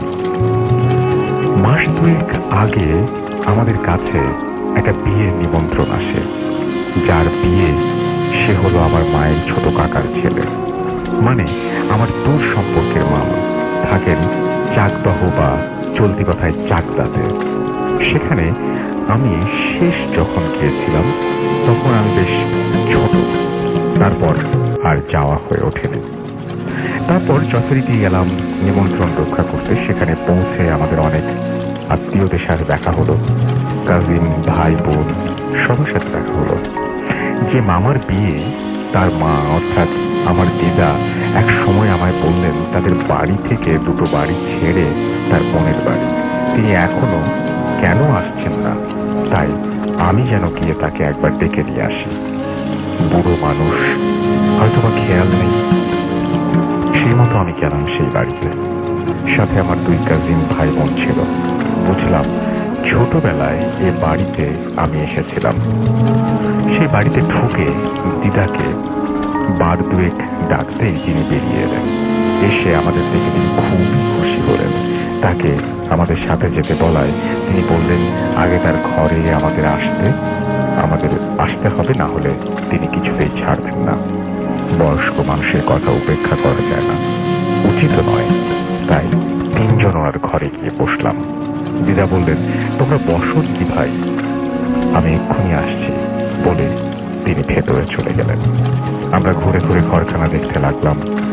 সারা ঘরে অনেকগুলো বইয়ের আলমারি, আর সেই আলমারি ভর্তি ফিজিক্সের বই। আমার ফিজিক্সের প্রতি বরাবরের একটা দুর্বলতা থাকায় আমি সাগ্রহে সেগুলো দেখতে লাগলাম। দেখতে দেখতে দেওয়ালে ঝোলানো একটা ছবির দিকে আমার চোখ আটকে গেল। একজন বছর 30-এর ভদ্রলোকের ছবি। ফর্সা রং, লম্বা নাক, শক্ত চোয়াল, ঘন ভ্রুর নিচে উজ্জ্বল দুটো চোখ।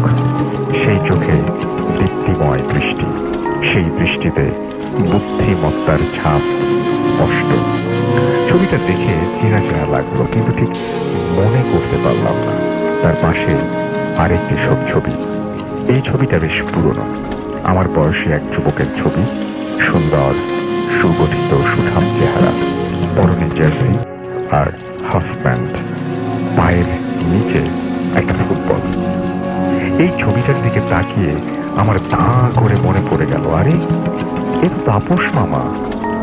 ছোটবেলায় সে তো যেবার শেষ এসেছিলাম, এই মামার সাথে আমার খুব ভাব হয়ে গিয়েছিল।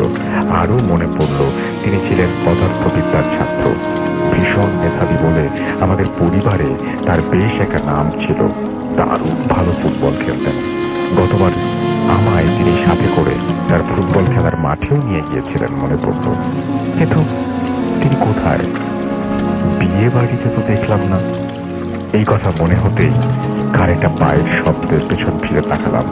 প্রথমে ভেবেছিলাম দিদা এসেছেন বুঝি, কিন্তু সেদিকে তাকিয়ে আমার ভুল ভাঙল। দেখলাম একজন রোগাটে গরনের লোক পাশের ঘরে যাবার দরজায় দাঁড়িয়ে আমাদের দিকে তাকিয়ে অল্প অল্প হাসছেন। তার পরনে পাঞ্জাবি পাজামা, চুলগুলো বেশ বড়, কাঁধ ছাড়িয়ে নেমে এসেছে। আমরাও তার দিকে তাকিয়ে সৌজন্যমূলক হাসি হাসলাম। তিনি এবার ঘরের ভেতরে ঢুকে এলেন। এসে রিনরিনে গলায় বললেন তোমরা কোথায় থাকো? এই কথা শোনার পর আমার ভাই আর আমার মন হাতের তলার মুখ চেপে খিক করে হাসতে লাগলো। তাদের হাসার কারণ ছিল ভদ্রলোকের হাব ভাব, হাঁটা চলা, কথা বলার ধরন সবই পুরো মেয়েদের মতো। আমাদের চারপাশে এমন মানুষ আমরা প্রায়শই দেখি যারা প্রকৃতিগতভাবে ছেলে বা পুরুষ হয়ে জন্মালেও তাদের ভাব ভঙ্গি, চাল চলন সবটাতেই মেয়েলি ছাপ থাকে। তাদের নিয়ে অধিকাংশ ক্ষেত্রেই ঠাট্টা বিদ্রুপ করা হয়, কিন্তু সেটা তাদের ইচ্ছাকৃত নয়, পুরোটাই হরমোনের তারতম্যের জন্য হয়ে থাকে। এটা আমরা জেনেও না জানার মতো করে তাদের নিয়ে মজা করি। এটা যে প্রকৃতিরই একটা খেলা সেটা আমরা ভুলে যাই তারা আমাদের মশকরার পাত্র নয়। আমি ওদের দিকে তাকিয়ে চোখের ইশারায় হাসতে না করলাম। যেহেতু আমি ওদের থেকে বয়সে বড়, তাই তাদের শাসন করার দায়িত্বও আমার। ওদের হাসি আমাদের সামনে বসা দুটি মানুষও দেখছেন। তাকে দেখেই ওরা হাসছে সেটাও তিনি বুঝছেন। তিনি একই রকম ভাবে মেয়েলি ভঙ্গিতে বললেন এই তোরা হাসছিস কেন রে, অসভ্য কোথাকার। কথাটা বলার সময় তিনি হাতের বিশেষ এক ভঙ্গিতে তার মনের সামান্য অভিমান ব্যক্ত করলেন। তার হাতের মুদ্রাও নারী সুলভ। লক্ষ্য করলাম তার হাতের নখগুলো লম্বা, তাতে হালকা রং লাগানো। ইনি নেল পলিশ পরেছেন। আমার ভাই বোনগুলো হাসি থামানো গেল না। আমি বেশ বুঝতে পারছিলাম ফচকে ছেলে মেয়ে দুটো আমার পেছনে দাঁড়িয়ে ক্রমাগত ফ্যান ফ্যান করে হেসে চলেছে। লোকটি এবার তাকিয়ে বলে উঠলেন, ও মা, তোমার কানের দুলটা কি সুন্দর, আমায় এমন একটা এনে দিতে পারবে? আমি কি বলবো ঠিক বুঝতে পারলাম না, কেবল হেসে ঘাড় নেড়ে সম্মতি দিলাম। তিনি আমার সাথে আরো অনেক কথা বলতে লাগবেন, সেগুলোর প্রায়ই সব সাজগোজ বিষয়ক। এবার আমার বেশ অস্বস্তি হচ্ছিল। তার কারণ হলো, সামনে বসা মানুষটা আমায় সমানে নকল করে চলেছে। আমি যেভাবে বসছি তিনিও ঠিক সেভাবে বসছেন। আমার বসার ভঙ্গি পরিবর্তন করলে তিনি হুবহু সেইভাবে সরে বসছেন। আমি গাল চুলকালে তিনিও তাই করছেন। আমি কানের পিঠে চুল সরালে তিনিও সঙ্গে সঙ্গে তাই করছেন। অর্থাৎ তিনি আমায় একেবারে আয়নার মতো অনুকরণ করে চলেছেন। মুখে কিছু বলতে পারছিলাম না, কেবলই উসখুস করছিলাম। এমন সময় দিদা 3 পেয়ালা চা নিয়ে ঢুকলেন। ঢুকেই তিনি ওই লোকটিকে বললেন, তুই এখানে কি করছিস, যা ভেতরে যা। তার কথা শুনে লোকটি বলল, যাচ্ছি বাবা যাচ্ছি। উফ, তুমি না সত্যি কেমন যেন করো। আমি ঘর থেকে বেরোলে একটু লোকের সাথে কথা বলছি, তাও ভালো লাগে না। লোকটি আবার সেই মেয়েলি ভঙ্গিতে দ্রুত ভেতরে চলে গেল। দিদা চায়ের কাপ সময় ট্রেটা টেবিলে নামিয়ে রাখতে রাখতে বসলেন। আমি জিজ্ঞেস করলাম, উনি কে দিদা? দিদা একটা দীর্ঘশ্বাস ছেড়ে বললেন, চিনতে পারোনি তাই না? আসলে তোমারই বা দোষ কি? আমি নিজেই এখন ওকে চিনতে পারছি না। দিদা আঁচলের মুখ চেপে আবার বললেন, ও আমার ছেলে তাপস। তোমার তাপস মামা? ইনি তাপস মামা? আমি শুনে ভীষণ অবাক হয়ে গেলাম। কিন্তু আমার যতদূর মনে পড়ছে, উনি তো এরকম ছিলেন না। দিদা বললেন, ছিলেন নাই তো। মাস 4 আগেও ছেলে আমার এমন ছিল না, পুরোপুরি সুস্থ আর স্বাভাবিক ছিল, আর 5টা সাধারণ ছেলের মতো। কিন্তু এমন হলো কি করে হঠাৎ? যতদূর জানি এই ধরনের হরমোন প্রবলেম যদি কারো থেকে থাকে, সেটা অনেক ছোট থেকেই ধরা পড়ে। এতদিন পর প্রাপ্ত বয়স্ক একটা মানুষের আচমকা এরকম পরিবর্তন হয় বলে শুনি। কি আর বলবো মা, আগে আমার ছেলে সারাদিন পড়াশোনা নিয়ে থাকতো, কলেজে পড়াতে যেত, একদিনও কামাই করতো না। ফুটবল খেলায় খুব ঝোঁক ছিল, আর এখন সারাদিন সাজগোজ নিয়ে থাকে।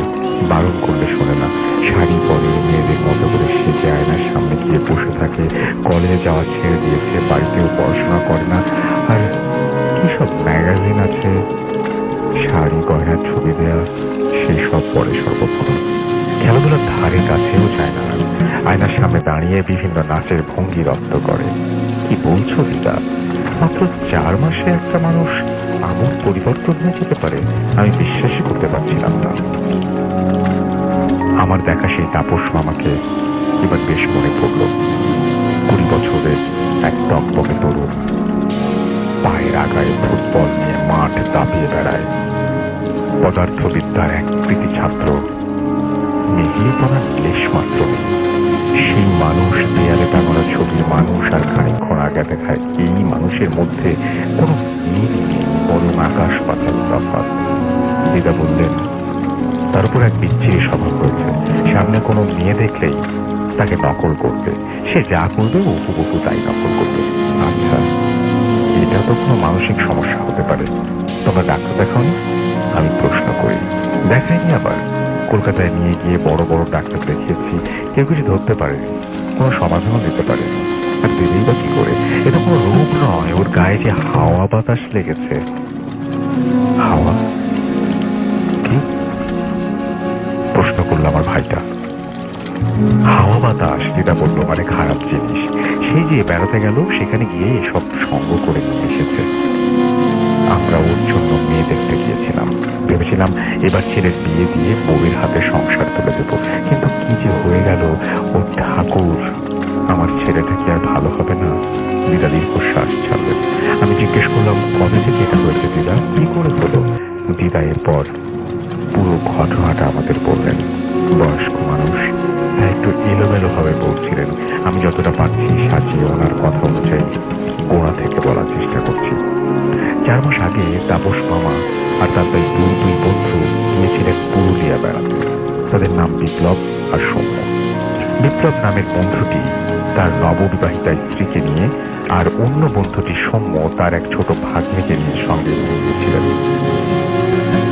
সেখানে তাদের থাকার ব্যবস্থা হলো একটা ছোট বাগান বাড়িতে। সেটা ঠিক করে দিয়েছিলেন মামারি কলেজের কোনো এক প্রফেসর, তার এক আত্মীয়ের সম্পত্তি। এমনিতে ভাড়া দেওয়া হয় না কাউকে, কিন্তু মামার সাথে ভালো পরিচয় আছে বলে তিনি সব ঠিকঠাক করে দিয়েছিলেন বলে কয়ে। মামারা তার পূর্ব পরিকল্পনা অনুযায়ী 5 জন মিলে উঠলেন সেই বাগান বাড়িতে। প্রথম দিন তেমন কিছু ঘটেনি। দ্বিতীয় দিন থেকে কিছু অদ্ভুত ব্যাপার লক্ষ্য করতে শুরু করলেন মামা। বাড়িটার সামনের বড় বাগানে একটা বেশ বাহারের দোলনা আছে। বিকেল বেলায় বিপ্লব আমার স্ত্রী নীলিমা দেবী তাইতে বসে মনের সুখে দোল খাচ্ছিলেন। এটা তাপস মামা সহ সকলেই দেখেছিলেন। সেদিন রাতের বেলায় মামা নিজের ঘরে শোবার আগে খাটে শুয়ে বই পড়ছিলেন। এটা তার বরাবরের অভ্যাস। রাত তখন অনেক হয়েছে। বাইরে বৃষ্টি চুপ চুপ করে, জানলা দিয়ে ঠান্ডা হাওয়া ঢুকছে, ভারী মনোরম আবহাওয়া। মামা ভাবলেন ঘুমানোর আগে একটু বারান্দায় গিয়ে দাঁড়ানো যাক। শীতল বাতাস আর সোঁদা গন্ধ মাটির প্রাণ ধরে উপভোগ করতে তিনি বাইরে গেলেন। বৃষ্টি বেশ জোরেই পড়ছে। তার ঘরের বারান্দা থেকে বাগানটা স্পষ্ট দেখা যায়। তিনি সোজাসুজি বাগানের সেই বাহারি দোলনাটা, সেদিকে তাকিয়ে তিনি দেখতে পেলেন দোলনায় কে যেন বসে রয়েছে, দোল খাচ্ছে। কি অদ্ভুত! এত রাত্রে এই ঘোর বৃষ্টির মধ্যে কে দোলনায় বসে দোল খাবে? এই বাড়িটায় তারা 5 জন ছাড়া আর কেউ নেই। বাকিদের মধ্যে কার এমন মাথা খারাপ হলো যে এই দুর্যোগের মধ্যে বাগানে যাবে? তিনি ভাবলেন হয়তো সৌম্যর ভাগ্নে হতে পারে। বাচ্চা ছেলে, অনেক সময় বৃষ্টিতে ভিজতে ইচ্ছে করে। এই বয়সে অনেক উদ্ভট খেয়াল মাথায় চাপে। তিনি চেঁচিয়ে ডাকতে যাবেন, এমন সময় চারিদিক আলোকিত করে বিদ্যুৎ ঝলকে উঠল। সেই আলোতে তিনি স্পষ্ট দেখতে পেলেন দোলনায় বসে সৌম্যর ভাগ্নে নয়, বিপ্লবের স্ত্রী নীলিমা দেবী। নীলিমা দেবী তার দিকে পিঠ করে বসে বিকেলের মতো একইভাবে দোল খাচ্ছেন। সেই একই শাড়ি তার পরনে, একই রকম ভাবে তার কায়দা করে চুল কাটা। মনে হলো বিকেলবেলা তিনি যা দেখছিলেন সেটারই পুনরাবৃত্তি ঘটছে। তিনি কিছুক্ষণ কি করবেন বুঝতে পারলেন না। তিনি ওনাকে ডাকবেন নাকি ওনাকে নিজের মতো ছেড়ে দেবেন। ভাবতে ভাবতে হঠাৎ দেখলেন দোলনাটা ফাঁকা, সেখানে কেউ নেই। অথচ তিনি সেখান থেকে কাউকে উঠে যেতে দেখেননি।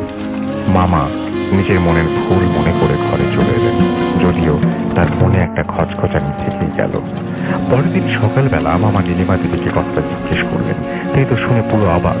নীলিমা দেবী সেই সময় নিজের ঘরে ঘুমিয়ে কাঁদা। তাছাড়া অত বৃষ্টির মধ্যে মাঝরাত্রে কোনো পাগল ছাড়া কেউ দোলনায় দোল খাবে না। তিনি ঘুমের ঘরে ভুল দেখছেন বলে তারা সবাই মজা করতে লাগলো। মামাও ব্যাপারটা গম্ভীরভাবে নিলেন না, যদিও নেওয়া উচিত ছিল। সেদিন তারা ঠিক করলেন বাইরে বাগানে পিকনিক করবেন। তাদের জন্য মামার 2 বন্ধু গেলেন বাজারে। মামা, নীলিমা দেবী আর ভাগ্নে রইলেন। তারা বাজারে যাবার পর মামা বসে বই পড়ছিলেন। সেই সময় নীলিমা দেবী এসে জিজ্ঞেস করলেন, আমার বড্ড মাথা ধরেছে, আমি চা বানাচ্ছি, তোমার জন্য বানাবো?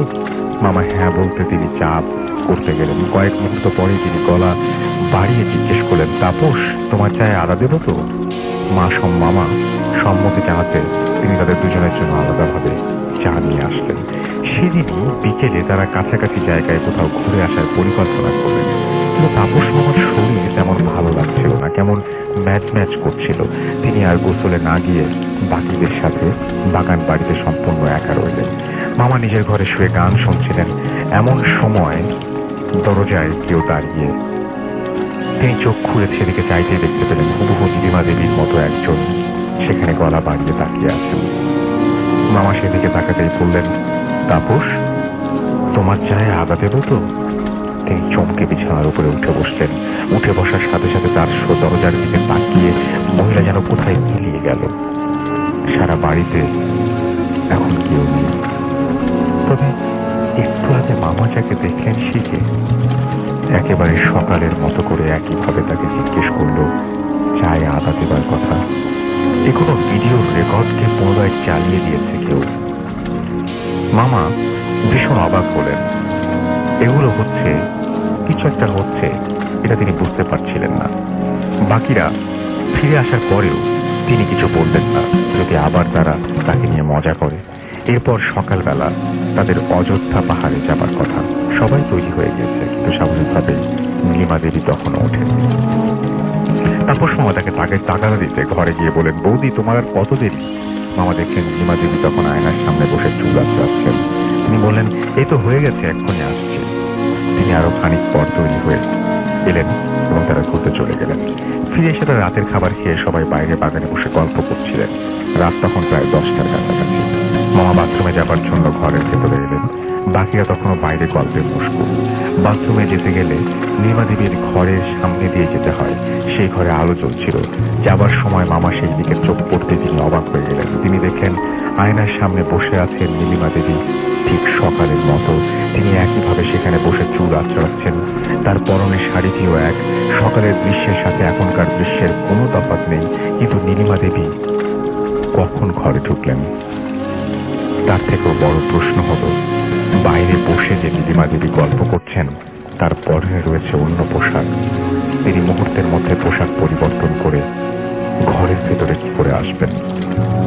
এত অবধি উচিত ছিল, কিন্তু আয়নার সামনে বসে থাকা নীলিমা দেবী যখন অবিকৃতভাবে সকালের মতো করে বলে উঠলেন, এই তো হয়ে গেছে, এক্ষুনি আসছি, তখন আর তিনি দাঁড়িয়ে থাকবার সাহস পেলেন না। তিনি সঙ্গে সঙ্গে ছুটে বেরিয়ে আসেন। এসে দেখেন তারা সবাই আগের মতো গল্প গুজব করছে, সেখানে নীলিমা দেবী। তার পোশাকের কোনো পরিবর্তন হয়নি। তাকে দেখে মনে হচ্ছিল না তিনি এখান থেকে কোথাও গিয়েছিলেন। মামা তবুও প্রশ্ন করলেন, বৌদি তুমি কি এইমাত্র ঘরে গিয়েছিলে? আমি কই না তো, আমি তো এখানেই বসেছিলাম। মামা এবার বেশ ভয় পেয়ে গেলেন। তবে একটু আগে ঘরের ভেতরে তিনি কাকে দেখলেন? আগের দিন দরজার বাইরে গিয়েছিল, আর সেদিন রাতের দোলনাতেই বা কে ছিল? সে কেন নীলিমা দেবীকে নকল করে? সেদিন রাতে মামা নিজের ঘরে শুয়েছিলেন। তার কিছুই ঘুমতেই ঘুম আসছিল না। তিনি কেবল বিছানায় এপাশ ওপাশ করছিলেন। একসময় হালকা তন্দ্রা এসে গেল, কিন্তু কিছুক্ষণ বাদেই কিছু একটা শব্দে তার তন্দ্রা ছুটে গেল। তিনি বিছানায় সোজা হয়ে শুয়েছিলেন। চোখ খুলতেই তার চোখ গেল সিলিং এর দিকে। ঘরের আলো আধারিতে তিনি দেখতে পেলেন সিলিং ফ্যান থেকে ঝুলছে একটি মানুষের দেহ। সেই দৃশ্য দেখে তিনি আর সেখানে থাকার সাহস পাননি। চিৎকার করে ঘর থেকে বেরিয়ে যান। তার চিৎকার শুনে বাকিরা বেরিয়ে আসে। ততক্ষণে মামা অজ্ঞান হয়ে গিয়েছেন। তার মুখ থেকে আওয়াজ বের হচ্ছে। সবাই মামার চোখে মুখে জল দিয়ে জ্ঞান ফিরিয়ে আনেন।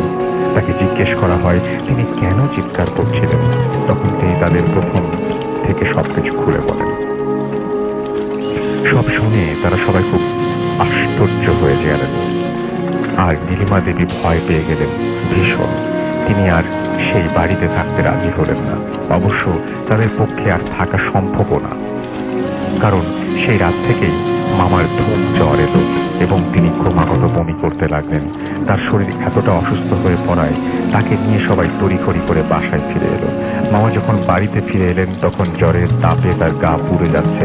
এরপর প্রায় 15 দিন তার জ্বর ছিল। সেই সময় তিনি সর্বক্ষণ বিছানায় পড়ে থাকতেন, ওঠার ক্ষমতা ছিল না। 15 দিন পর তিনি যখন সেরে উঠলেন তখন তিনি স্বাভাবিকের থেকে অনেকটা চুপচাপ হয়ে গেলেন।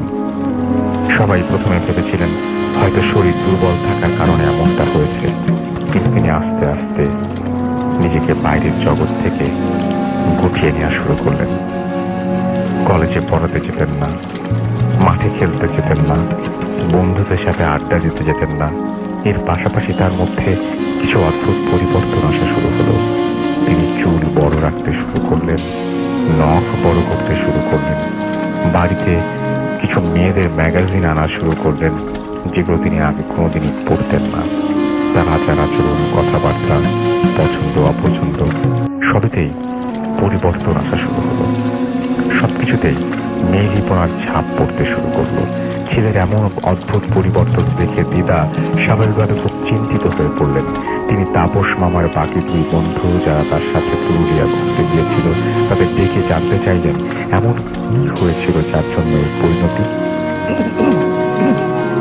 প্রথমে তারা কিছু বলতে না চাইলেও দিদার জোরাজুরিতে বলতে বাধ্য হন। সেখানে যা ঘটেছিল তারা সব বললেন দিদাকে। তাছাড়াও বললেন তারা খোঁজ নিয়েছিলেন তাপস মামার কলেজের সেই প্রফেসরের কাছ থেকে, যিনি এই বাগান বাড়ির সন্ধান দিয়েছিলেন। সেই প্রফেসরকে সব জানানোর পরে তিনি বলেন গত বছর সেখানে একটা দুর্ঘটনা ঘটেছিল। বাড়িতে তার যে আত্মীয়ের সে বাড়িটা, তার পরিবারেরই একটি ছেলে তার বেশ কিছু বন্ধু বান্ধবদের নিয়ে পুরুলিয়া বেড়াতে গিয়ে তারা সেই বাগান বাড়িতেই উঠেছিল। তার দলের একটি ছেলে ছিল যে কিনা স্বভাব চরিত্রে একেবারে মেয়েদের মতো। তাকে নিয়ে দলের বাকিরা খুব হাসি ঠাট্টা করত, সবসময় তাকে হেয় করত, তাকে একেবারে হাসির খোরাক করে রেখেছিল তারা। যার কারণে সে প্রথম থেকেই মানসিক অবসাদে ভুগছিল। তার উপর সেখানে বেড়াতে তাকে আরো নানাভাবে অপদস্থ করতে থাকে বাকিরা। একসময় তার মাত্রা ছাড়িয়ে যায়, সেই ছেলেটির সহ্যের সীমা ছাড়িয়ে যেতে থাকে। আর অপমান বরদাস্ত করতে না পেরে সে তার জন্য বরাদ্দ রাখার রুমে ঢুকে ভেতর থেকে দরজা বন্ধ করে দেয়। সবাই তখন ব্যাপারটার গুরুত্ব বুঝতে পারেনি। কেউ কেউ মজা করে বলে যে সে রাগারাগি করে কিল দিয়েছে, কান্নাকাটি হয়ে গেলে সে নিজেই বেরিয়ে আসবে। এদিকে ঘরের ভেতর ঢুকে সেই ছেলেটি তার জীবনের চরম সিদ্ধান্ত নিয়ে নেয়। অবসাদের চূড়ান্ত পর্যায়ে পৌঁছে সে বেছে নেয় অন্তিম পরিণতি। সে সিলিং ফ্যান থেকে ফাঁস লাগিয়ে ঝুলে পড়ে। অনেকক্ষণ কেটে যাওয়ার পরও যখন দেখা গেল সে দরজা খুলছে না এবং ডাকাডাকিতে সাড়া দিচ্ছে না, তখন বাধ্য হয়ে তারা দরজা ভেঙে ফেলে। ভেতরের দৃশ্য দেখে তারা তখন পুলিশে খবর দেয় এবং পুলিশ এসে লাশ নিয়ে যায়। এই ঘটনার পর আর সেখানে কেউ যায়নি, থাকেনি। 1 বছর পর তাপস মামারাই প্রথম সেখানে গিয়ে থাকেন এবং তাপস মামা একই ঘরে ছিলেন যে ঘরে ছেলেটি আত্মহত্যা করেছিল। সব শোনার পর আমার মুখ দিয়ে কথা শুনছিল না। এমন ঘটনাও ঘটে দুনিয়াতে যার বুদ্ধিতে কোনো ব্যাখ্যা মেলে না। তাপস মামা ঠিক হয়েছে, কি হয়েছে ঠিক আমি জানি না, কোনো ধারণা নেই।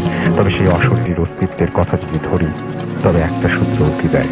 যে ছেলেটি ওই ঘরে আত্মহত্যা করেছিল সে চেয়েছিল তার পুরুষ দেহেই নারী সত্তা বজায় রাখতে, কিন্তু এই সমাজ এই সহজ ব্যাপারটা ততটা সহজভাবে নেয়নি। অসহ্য বিদ্রুপের মাধ্যমে তাকে ঠেলে দিয়েছিল অবসাদের অন্ধকারে। সে হয়তো চেয়েছিল এক নারীর মতো হতে, তার পুরুষ দেহ নিয়েই, কিন্তু তার সে বাসনা অপূর্ণ রয়ে গেল। তাই হয়তো তাপস মামার দেহকে আশ্রয় করে সে তার বাসনা চরিতার্থ করতে চায়। তো এই ছিল ঘটনা। Thank you very much. আমার মনে হয় যে সবাই এনজয় করেছেন। আপনাদেরকে অনেক অনেক ধন্যবাদ ধৈর্য নিয়ে আমার এই ঘটনাটি শোনার জন্য।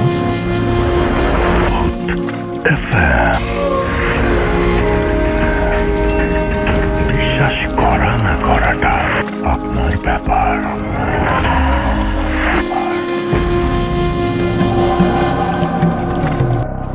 মাঝে মাঝে রিকোয়েস্ট আসে এবং এখন অনেকে লিখছেন যে মেসেজ যেগুলো আসে সেগুলোতে এরকম থাকে যে ইমেল দিয়ে পুরো একটা এপিসোড আমরা করেছি, কিন্তু ইমেল দিয়েও করেছি, অডিও ক্লিপ দিয়েও করেছি।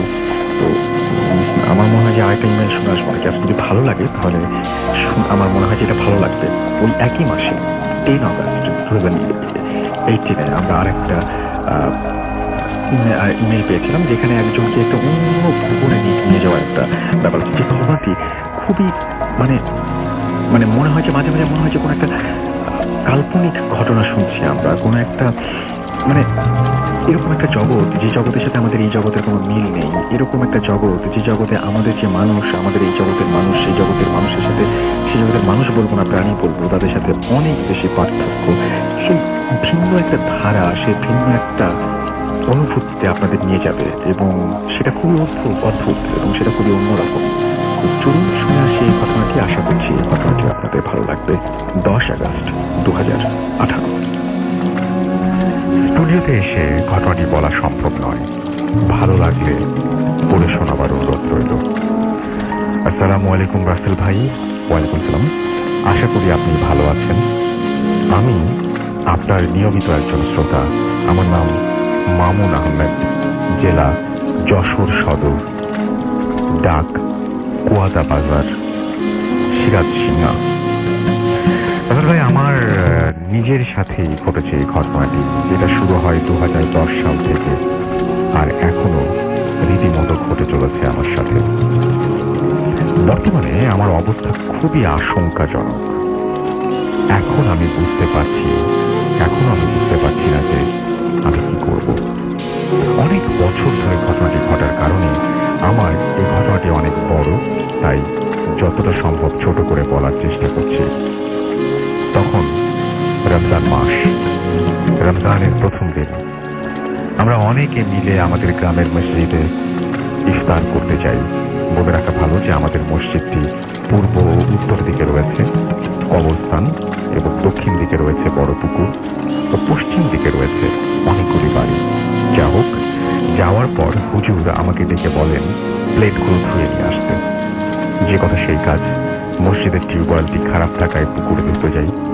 প্লেটগুলো প্রায় ধোয়া শেষ এমন সময় আমি খেয়াল করলাম আমার কানে কেমন যেন একটা সাউন্ড আসতে লাগছে। আওয়াজটি মনে হচ্ছিল আকাশের দিক থেকে আসছে। আমি আকাশের দিকে তাকিয়ে দেখতে পেলাম কি যেন শাড়ি বেঁধে খুব দ্রুত চলে যাচ্ছে। এমন সময় আমি লক্ষ্য করলাম যে কে যেন আমার দিকে এগিয়ে আসছে আকাশ থেকে। আমার চোখের পলক পড়তেই দেখতে পেলাম যে যে আসছিলেন সে আমার সামনে। সে আমাকে বলল, ভয় পেও না, আমি তোমার কোনো ক্ষতি করব না। তাকে দেখতে খুবই উজ্জ্বল লাগছিল, গায়ে জড়ি জাতীয় লম্বা পোশাক, হাতে ছিল একটা লাঠি জাতীয় কিছু, মাথার চুল পায়ের গোড়ালি পর্যন্ত। আমি তার কথা আর জবাবে বলি, আমি তো ভয় পেয়েছি। সে বলে, কই, তুমি তো ভয় পাওনি বলে আমার শরীরে 3 বার ফু দিল আর বলল আজ সময় নেই, তোমার সাথে পরে দেখা করব, ভালো থাকো বলেই অদৃশ্য হয়ে গেল। আমি প্লেটগুলো নিয়ে উপরে উঠে আসি। তারপর আমি আমার বন্ধুদের বলি, তোমরা কি কিছু দেখেছো আমার সামনে দাঁড়িয়ে থাকতে? ওরা বলে, কই না তো। আমি আর কাউকে কিছু বলি না, মনের ভুল ভেবে। ঈদের কিছুদিন পর আমি সেই মহিলাকে আবারও দেখতে পাই স্বপ্নে। তিনি আসেন, আমার সাথে কথা বলেন বিভিন্ন বিষয়ে। এভাবে চলতে থাকে কিছুদিন। তারপর একদিন তিনি আমাকে তাদের ওখানে নিয়ে যান বেড়াতে। আমাকে যেভাবে তিনি নিয়ে যান, তিনি আমাকে বলেন আমি যা পড়বো তুমিও তাই সাথে সাথে পড়বে। তিনি যা পাঠ করলেন আমি তার সাথে তাই পড়লাম, আর বললেন তুমি আমার হাতের ওপর উঠে দাঁড়াও। আমি সেই মুহূর্ত দেখতে পেলাম তার হাতটি বিশাল বড় হয়ে গেল। আমি উঠে দাঁড়ালাম। তারপর তিনি আমাকে বললেন চোখ বন্ধ করো। আমি না বলা পর্যন্ত চোখ খুলবে না। আর বলি ঠিক আছে। 5-6 মিনিট পর বলল চোখ খুলো। আমি চোখ খুলতেই দেখতে পেলাম রাজপ্রাসাদের মতো বাড়ি, মনে হচ্ছিল সোনা দিয়ে তৈরি করা, চারিদিকে ফুলের বাগান, অনেক বড় বড় গাছপালা আর অনেক অদ্ভুত কিছু। তিনি আমাকে ওই রাজপ্রাসাদের বাড়ির মধ্যে নিয়ে যান। আমাকে একটি জায়গায় বসতে দেয়া হয়। বসে আছি, ঠিক সেই সময় একটা মেয়েকে দেখতে পাই। মেয়েটার মুখটা দেখা যাচ্ছিল না, মুখে একটা কাপড় জাতীয় কিছু ছিল। সেই কারণে আমি সেই মহিলার কাছে জিজ্ঞেস করতেই তিনি বললেন ও আমার একমাত্র মেয়ে। তারপর তিনি তার মেয়েকে ডেকে আমার সঙ্গে পরিচয় করিয়ে দেন। অনেক গল্প হয় আমাদের। তারপর তিনি আমাকে একটা লাঠির মতো কিছু দেন আর বলেন এটা তোমার কাছে রাখো, তোমার সাথে আমরা দেখা করি এ বিষয়ে কারো সাথে কোনো কিছু বলবে না বা শেয়ার করবে না। তারপর আমি ওনাকে বলি আমি বাসায় যেতে চাই। তারপর আর কিছু মনে নেই। সকালে ঘুম থেকে উঠে স্বপ্নের কথা ভাবি আর নিজে মজাও পাই। স্বপ্ন তো স্বপ্নই, কিন্তু হাত মুখ ধুতে গিয়ে দেখতে পেলাম আমার ডান হাতে যে লাঠিটা দিয়েছিল সেই লাঠির দাগ আমার হাতের মধ্যে রয়েছে। পানিও সাবান দিয়ে ধোয়ার চেষ্টা করছি কিন্তু কিছু হচ্ছে না। তারপর এই দাগটি আমার হাতে থাকে অনেক দিন। আস্তে আস্তে দাগটি অদৃশ্য হয়ে যায়। তারপর ভালোই যেতে থাকে দিনকাল। অনেকদিন পর মাঝে মাঝে স্বপ্নে আসে, আমাকে নিয়ে যায়, আবার ফিরে আসে, এভাবে চলতে থাকে। হঠাৎ একদিন আমাকে নিয়ে যায়, কিন্তু আর আমাকে বাড়িতে আসতে দেয়া হবে না বলে। আমি প্রশ্ন করলাম কেন আমাকে যেতে দেবেন না? তিনি আমাকে বললেন দেখো আমাদের একমাত্র মেয়ে আমাদের কাছে যা চেয়েছে তাই চেয়েছে, আর আমার মেয়েটা খুবই জেদি, তোমাকে ওর ভালো লেগেছে এই কারণে। আমি বললাম, তাকে কৌতূহল করে দেখেন, আমি তো তার চেহারা কখনো দেখিনি, একটা আবরণ থাকে সব সময়, তবে আমি কিভাবে রাজি হব? তিনি আমাকে বললেন, তুমি ওকে দেখতে চাও? আমি বলি হ্যাঁ। তিনি বলেন, দেখো, আমাদের মধ্যেকার নিয়ম আছে, দেখতে চাইলে দেখা সম্ভব না, কিন্তু তুমি দেখতে পাবে, তবে সাবধানে, ও বুঝতে পারলে তোমার ক্ষতি হবে। তুমি ওর আশপাশ দিয়ে 7 বার ঘুরবে এবং এক টানে ওর মুখের আবরণটি খুলতে যদি পারো তবে দেখতে পাবে। যে কথা সেই কাজ। অনেক কষ্ট করে আমি এই কাজটি হাসিল করলাম। আবরণটি খোলবার সাথে সাথে দেখি মেয়েটি অদৃশ্য হয়ে গেল। কিছু সময় পর দেখি একটি সুন্দর মেয়ে আমার দিকে হেঁটে এগিয়ে আসছে। ওর পোশাক দেখে আমি চিনতে পারি সে আর কেউ নয়, কেবলমাত্র যার মুখের আবরণটি খুলেছিলাম সেই। ওকে দেখতে এতটাই সুন্দর লাগছিল যে ভাষায় প্রকাশ করতে পারবো না আমি। যাই হোক, সেখানে অনেক কথা হয় আমাদের। এক সময় ও রাজি হয় আমার সাথে বাসায় দিয়ে যাওয়ার জন্য, অবশেষে আমাকে রেখে দেয়। ঘুম ভাঙলে দেখি আমি আমার বাসার খড় গাদায় শুয়ে আছি। এটা দেখে তাড়াতাড়ি নিচে নেমে আসি।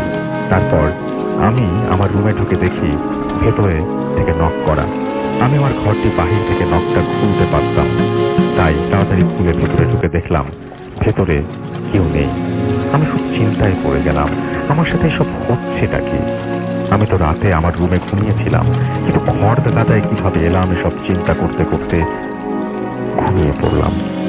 এরপর কিছু দেখি না, অনেক দিন হয়ে গেছে। 2-3 মাস পার হওয়ার পর আমাকে প্রায় দিন নিয়ে যায় ওদের ওখানে। তারপর একদিন আমাকে নিয়ে যায়, আর সেই দিন আমার সাথে যে ঘটনাটি ঘটল সেটার জন্য আমি প্রস্তুত ছিলাম না।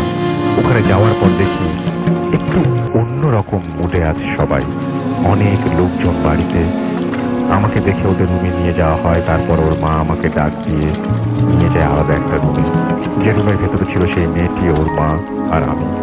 কথা হয় যে আমার আর তার মেয়ের নাকি আজ বিয়ে। এ কথা বলে তিনি বলেন, তোমরা কথা বলো, আমি বাইরে থেকে আসছি। এ কথা বলে তিনি বেরিয়ে যান। রুমের ভেতরে আমি, সেই মেয়ে ছাড়া আর কেউ নেই। অনেক কথা হলো দুজনের মধ্যে। একটা পর্যায়ে বিয়েতে রাজি না হওয়া কোনো উপায় থাকলো না আমার।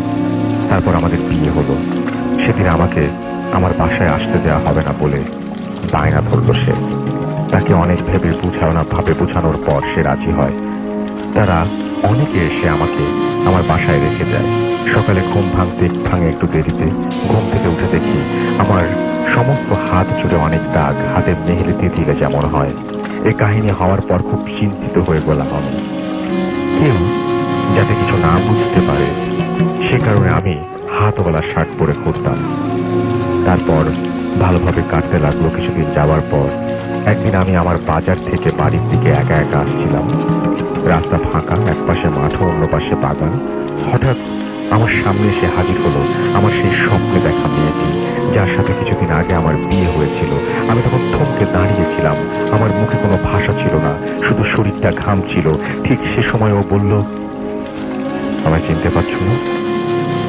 এমন ভাবে অনেক কথা বলে এক সময় ও আজ আমি তোমাদের ওখানে নিয়ে যাব, আমাকে নিয়ে যাবে এবং আসতে দেবে না বলে বায়না করে। আমি ভাবতে পারছিলাম না আমি কি করবো। ওকে আমি অনেক কথা বলে ফেরত পাঠিয়ে দিলাম। ও চলে গেল। মাঝে মধ্যে ও এসে আমার সাথে সরাসরি দেখা করতো এবং বলতো। এভাবে কাটতে লাগলো জীবন।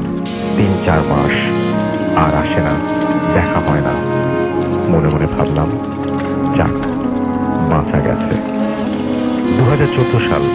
আমি তখন কলেজে নতুন। অনেক বন্ধু হলো আমার। একদিন বাসায় ফিরতে অনেক রাত হয়ে যায়, আনুমানিক 10টা থেকে 10টা 30 মিনিট। এক পায়ে হেঁটে রাস্তা দিয়ে আসছিলাম। রাস্তাটা ছিল ঘন অন্ধকার, চারিদিক থেকে ঝিঝি পোকার ডাক।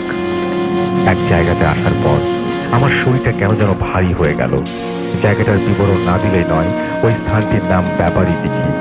কালীতলা, ফাঁকা মাঠ এবং রাস্তা বাদে চারিদিকে কবরস্থান। এমনি জায়গাটি সকালে সকলের কাছে ভয়ের ছিল। আমি মনে মনে সাহস জোগাই আর এগোতে থাকলাম বাসার দিকে। একটা সময় আমি লক্ষ্য করলাম আমি হাঁটছি, তবে স্থান পরিবর্তিত হচ্ছে না। আস্তে আস্তে আমার পা আর চলছে না। মনে হচ্ছিল পেছন থেকে কে যেন পা টেনে ধরেছে। শরীরের শক্তি যেন হারিয়ে যাচ্ছে, শরীরের সকল পশমগুলো দাঁড়িয়ে গেছে। আমি তখন চিৎকার করতে চাচ্ছিলাম, কিন্তু আমার মুখ থেকে কোনো কথা বের হচ্ছিল না। এমন সময় আমি লক্ষ্য করলাম আমি মাটি থেকে উপরের দিকে চলে যাচ্ছি। আমি যতই মাটি থেকে উপরের দিকে চলে যাচ্ছি মনে হচ্ছিল, আমি তখন বুঝতে পারি আমার সাথে আজ বড় খারাপ কিছু ঘটতে চলেছে। তাই আমি আল্লাহকে স্মরণ করি আর যে সকল সূরা পাঠ করতে পারতাম সব পাঠ করতে লাগলাম। এক সময় আস্তে আস্তে মাটিতে আবার নেমে এলাম। এক পা বাড়িয়ে দৌড় মারতে দেখতে পেলাম সাদা আলো টাইপের কিছু একটা এসে হাজির হলো আমার সামনে।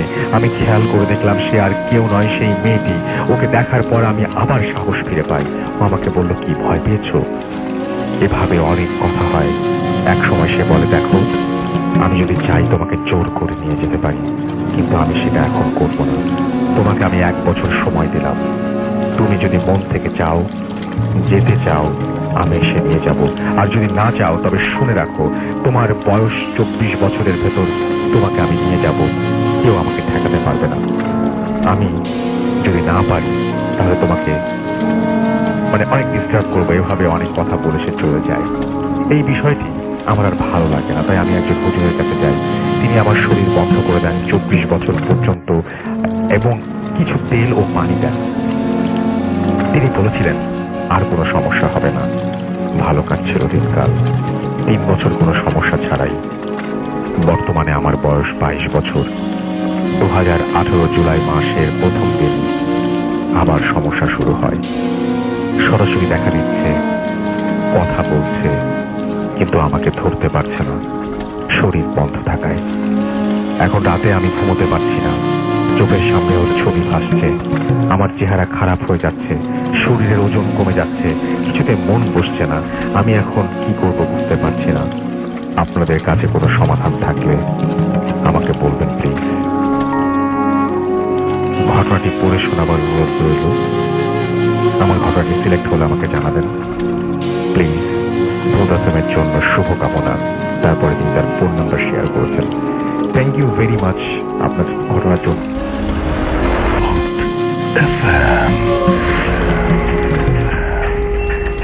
বিশ্বাস করা না করাটা আপনার ব্যাপার।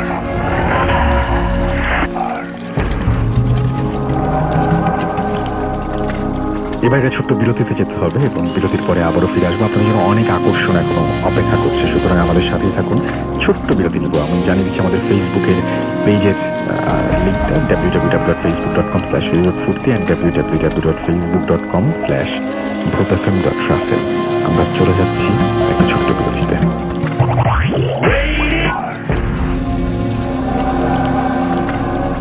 আবারও ফিরে এলাম, আমি রাসেল। শুনছেন রেডিও ফুর্তি রেড এফএম অ্যান্ড চলছে ফুড এফএম। আমার সাথে রয়েছে মাসুম ভাই। আর স্পেশাল এপিসোড করবো, কিন্তু ডক্টর আলিফের ঘটনা থাকবে না, এটা তো হতে পারে না, রাইট?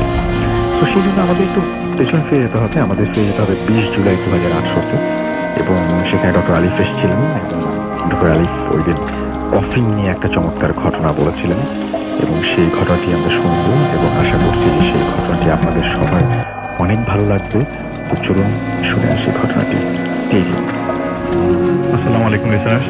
আসসালামু আলাইকুম ভাই। থ্যাংক ইউ রাসেল ভাই, আবারও আপনাকে জানাতে চলে আসছি। না, মাই প্লেজার। এই আপনার আমি আজকে যে ঘটনাটা বলতে ভাই, সেটা 2016-তে আমাকে অলরেডি নক করেছিলেন। আপনাকে বলেছিলাম যে উনি আমাকে নক করেছিল। নক করার সময় আপনার তিনি এতটুকু পর্যন্ত ঘটনার পুরাটাই তো বলতে পারে না, যে কটুক ঘটেছে সে কটুকি 2016-তে আমাকে বলেছিল, কিন্তু আমি আসলে তাকে হেল্প করতে পারি না। আমি কি বা হেল্প করবো? আচ্ছা, তো রিসেন্টলি আমি রাসেল ভাই তাদের বাসায় যাই। তো কি হয়েছে ঘটনাটা সেটা প্রথম থেকেই বলি। তো আফরিন নামের যে মেয়েটি, সেটা উনি একজন ইউনিভার্সিটির ছাত্রী, ঢাকার একটা ইউনিভার্সিটিতে পড়াশোনা করে।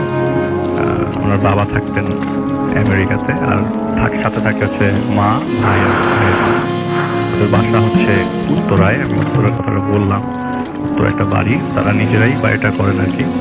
তো 8 তলা 9 তলায় সেই বাড়িতে তারা থাকতেন ফুল ফ্যামিলি। আচ্ছা, তো ঘটনা আসলে রাসেল ভাইকে কার সাথে কখন কোনটা ঘটে, কিভাবে ঘটে, এটা কারোর সাথে কেউই জানে না, কেউই জানবে না।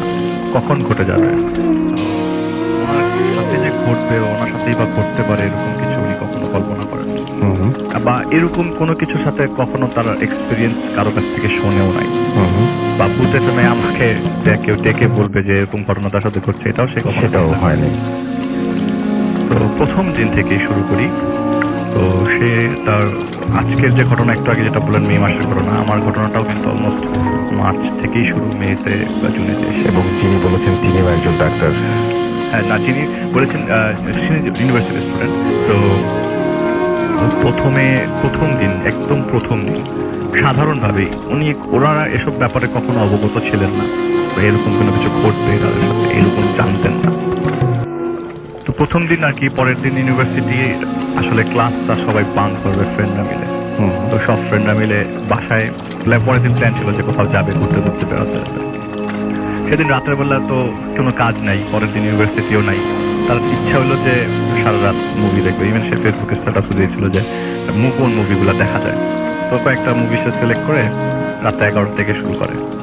তো রাত 2টার দিকে তার মা তার রুমের মধ্যে ঢুকে যায়, ঢুকে বলে যায় তুই ঘুমাচ্ছিস না কেন, তোর চোখের নিচে কালি পড়ে গেছে, তুই ঘুমা, এত রাত জাগছিস কেন, তো ইউনিভার্সিটি নাই। তখন সে বলে যে না, আমার তো আসলে ইউনিভার্সিটি কালকে আমরা সব ফ্রেন্ড মিলে করবো না, এক কাজ, আমি রাত্রেবেলা মুভি দেখবো, তুমি ডিস্টার্ব করো না, আর যাওয়ার সময় আমার লকটা টিপ মেরে যাও, ভিতরতে লক করে যাও, বারবার ডিস্টার্ব করো না। 3টার দিকে সিনেমা দেখার সময় তো স্পিকার চলছিল, স্পিকার হঠাৎ বন্ধ করে এসে শোনা যে তার দরজাকে নক করছে। তো ভেতর থেকে এসে বলে আম্মা তুমি ঘুমাই যাও, তো আমি পরে। তো ওইখান থেকে কোনো শব্দ আসে না, বা তার মা চিৎকার করে বলছেও না যে এই ঘুমাচ্ছিস না কেন। সে নক করেছে, জাস্ট নকের রিপ্লাই দিল যে আম্মা তুমি ঘুমাও তো। তো সে জানে যে তার মাই হয়তো নক করেছে। ফজরের আজান তখন দিবে বা 15-20 মিনিট পরে হবে আর কি। তো এমন সময় সে আবারও স্পিকার বন্ধ করলো, প্রথমে নকের সাউন্ড শুনে স্পিকার বন্ধ করলো, যে নক করছে কি জানি। তখন সে বলল আম্মা তুমি ঘুমাও না, আমি ঘুমাই যাবো। এটা বলার পর এই কথাটা পুরোটা ইকো হলো, আরেকবার রিপিট হলো। তখন সে বুঝে গেল যে আসলে রিপিট হওয়ার তো কোনো চান্স নাই, কারণ পুরো বাসাটা তো খালি না। খালি হলে হয়তো ইকো হতো, খালি হলে যেরকম ইকো হয় সেরকম ইকো হলো, কিন্তু বাসা তো পুরো আসবাবপত্র আছে, তো তার তো মানে ইকো হওয়ার চান্সই নেই। তো সে করলো কি, আচ্ছা ভালো লাগছে না, এমন সময় পিসিটা অফ করে সে বেডে চলে গেল। ঘুমানোর সাথে সাথে লাইট বন্ধ করে অ্যাজ ইউজুয়াল সেভাবে লাইট ফিট করে সেভাবে কাঁথা গায়ে দিয়ে জাস্ট চোখটা বন্ধ করতে তার মুখটা কে যেন চেপে ধরলো। অস্বাভাবিক চাপ মুখের মধ্যে, চাপ দিয়ে চেপে ধরেছে, সে ছুটাতে পারছে না। কে চেপে ধরছে মানে আমি রাতের বেলা কিভাবে বলবো, আমরা যদি কেউ আপনার মুখ চেপে ধরে আপনি নিশ্চয়ই কি চেষ্টা করবেন, আগে তার হাতটা সরানোর চেষ্টা করবেন। সে দেখছে একটা কবজি তার মুখ চেপে রাখছে, কোনো হাত সে ফিল করতে পারছে না।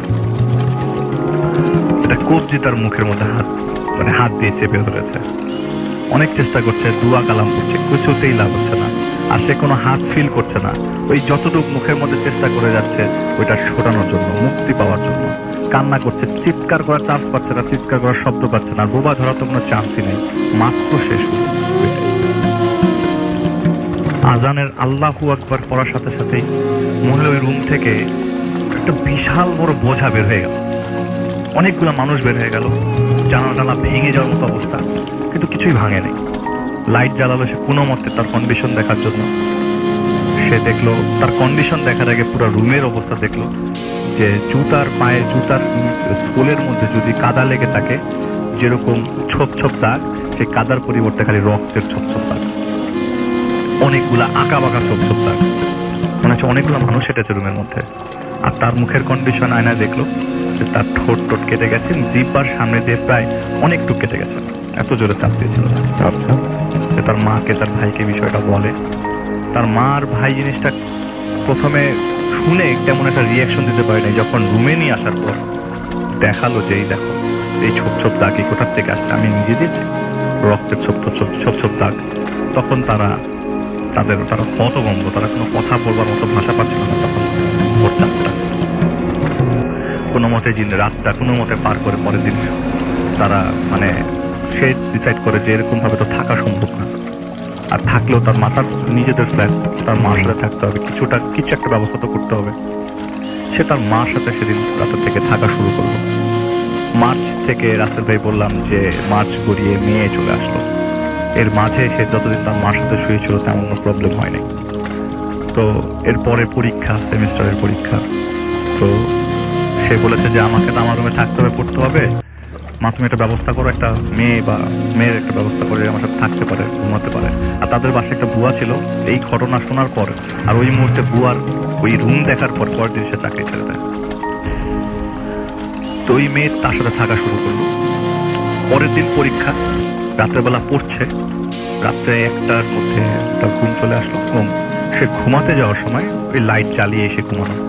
ওই দিন থেকে লাইট জ্বালানো তার ঘুমানো। সেখানে তার মার সাথে থাকা অবস্থা লাইট জ্বালানো, তার মা আবার সহ্য করতে পারে না লাইট জ্বালানো।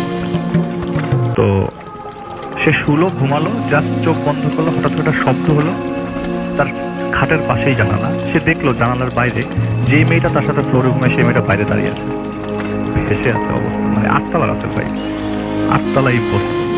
সে ডান পাশ কাত হয়, কাতে দেখে মেয়েটা যে ফ্লোর যে জায়গায় শোয় সে জায়গায় মেয়েটা নেই। সে এক দৌড়ে তার মার কাছে যায়, আবারও মাকে জিনিসটা বলে, ভাইকে, মা আবার ভাইকে জানায়, নিয়ে আসে তাদের রুমে। নিয়ে আসার পর দেখে মেয়েটা।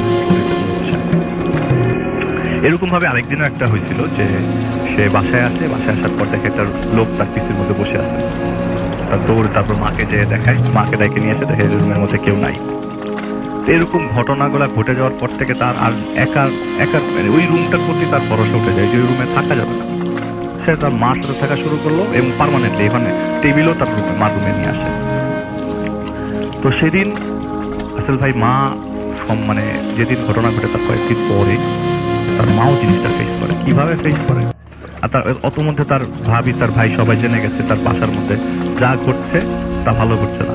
এবং মোস্ট ইম্পর্টেন্ট কথা, তখন আসল ভাই সে আমাকে নক করেছিল 2016-তে যে আলী ভাই আমি এরকম বিপদে পড়েছি, আপনার জানা মতে কেউ আছে কিনা। আর আমি কাউকে বলতে পারছি না, আর কেউ যে বিশ্বাস করবে এরকম লোকও পাচ্ছি না। আমি রাসেল ভাই বলেছি আমি পাইলে মানে যদি কাউকে পাই তাহলে আমি হেল্প করতে হবে, কিন্তু আসলে আমি এত ব্যস্ত ছিলাম যে আমি আসলে কিছু করতে পারিনি বা কাউকে জানাতেও পারিনি বিষয়টা। আমি নিজেও ভুলেই গিয়েছিলাম রাসেল ভাই at the end of the day. তো আমি যখন আবার পরে নেক্সট স্টেজে আসি, সেদিন রাত্রেবেলা তার মা তার সাথে শুয়েছিল। মার ঘুম ভাঙে হঠাৎ করে, চশমা পরে পরিষ্কার করে বাথরুমে যেতেই তো তার মার সাথে সে যখন থাকতো তখন বাথরুমের আলোটাতেই থাকতো, রুমের আলো জ্বালিয়ে তার মা ঘুমাতে পারত না। তো বাথরুমের দরজাটা পুরোটা খুলতেই পুরো আলো যখন মোটামুটি আলো যখন তার মেয়ের খাটের পর্যন্ত পৌঁছালো, সে দেখলো যে তার মেয়ের পাশে একটা লোক দাঁড়ানো, দেয়ালের মধ্যে হেলান দিয়ে দাঁড়িয়ে আছে। তো এই কে, চোর নাকি, এই কে ওখানে, এরকম বলতেই যে লোকটা তার মেয়ের পাশে দেয়ালে হেলান দিয়ে দাঁড়িয়ে ছিল সে তার দিকে তাকালো। আর সেই লাল বিবর্ণ মানে লাল চোখ, তার মা, আমি তার মার সাথে কথা বলেছি রাসেল ভাই, এই লাল চোখ, এরকম চোখ সে আগে কখনো দেখে নেই। লাইট জ্বালাতেই সব উধাও এবং সেই আগের মতো রুমের মধ্যে পায়ের মানে ফুলের দাগ, জমাট রক্ত। তার ভাইকে ডাকলো, তার ভাই বললো যে একটা ব্যবস্থা তো বিহিত করতেই হবে, এরকম করতে থাকলে তো সম্ভব না। তার ভাই পরের দিন কি হলো, তার ভাই যে মসজিদে নামাজ, তার ভাই আসলে নামাজ কালাম 5 ওয়াক্তই পড়তো সবসময়, এবং তাদের বাসায় এমন না যে কেউ নামাজ পড়তো না, সবাই নামাজি মানুষ ছিল। তো তার ভাই যে মসজিদে, পাশের বাসা, সে মসজিদে সেদিন আবার শুক্রবার ছিল, তো হুজুরকে জানায়। তো রাসেল ভাই খুব বেশি দিনের আগের ঘটনা, তো হুজুরকে নিয়ে আসার পর তো হুজুর খুব আহামরি সাজেশন দিতে পারলো না, বলে যে আপনারা এরকম আমল করেন আর সূরা ইখলাস না ফালাক আর নাস পড়ে সারা শরীর বন্ধ করে ঘুমান, হয়তো এই জিনিসগুলো আর ফেস করবেন না।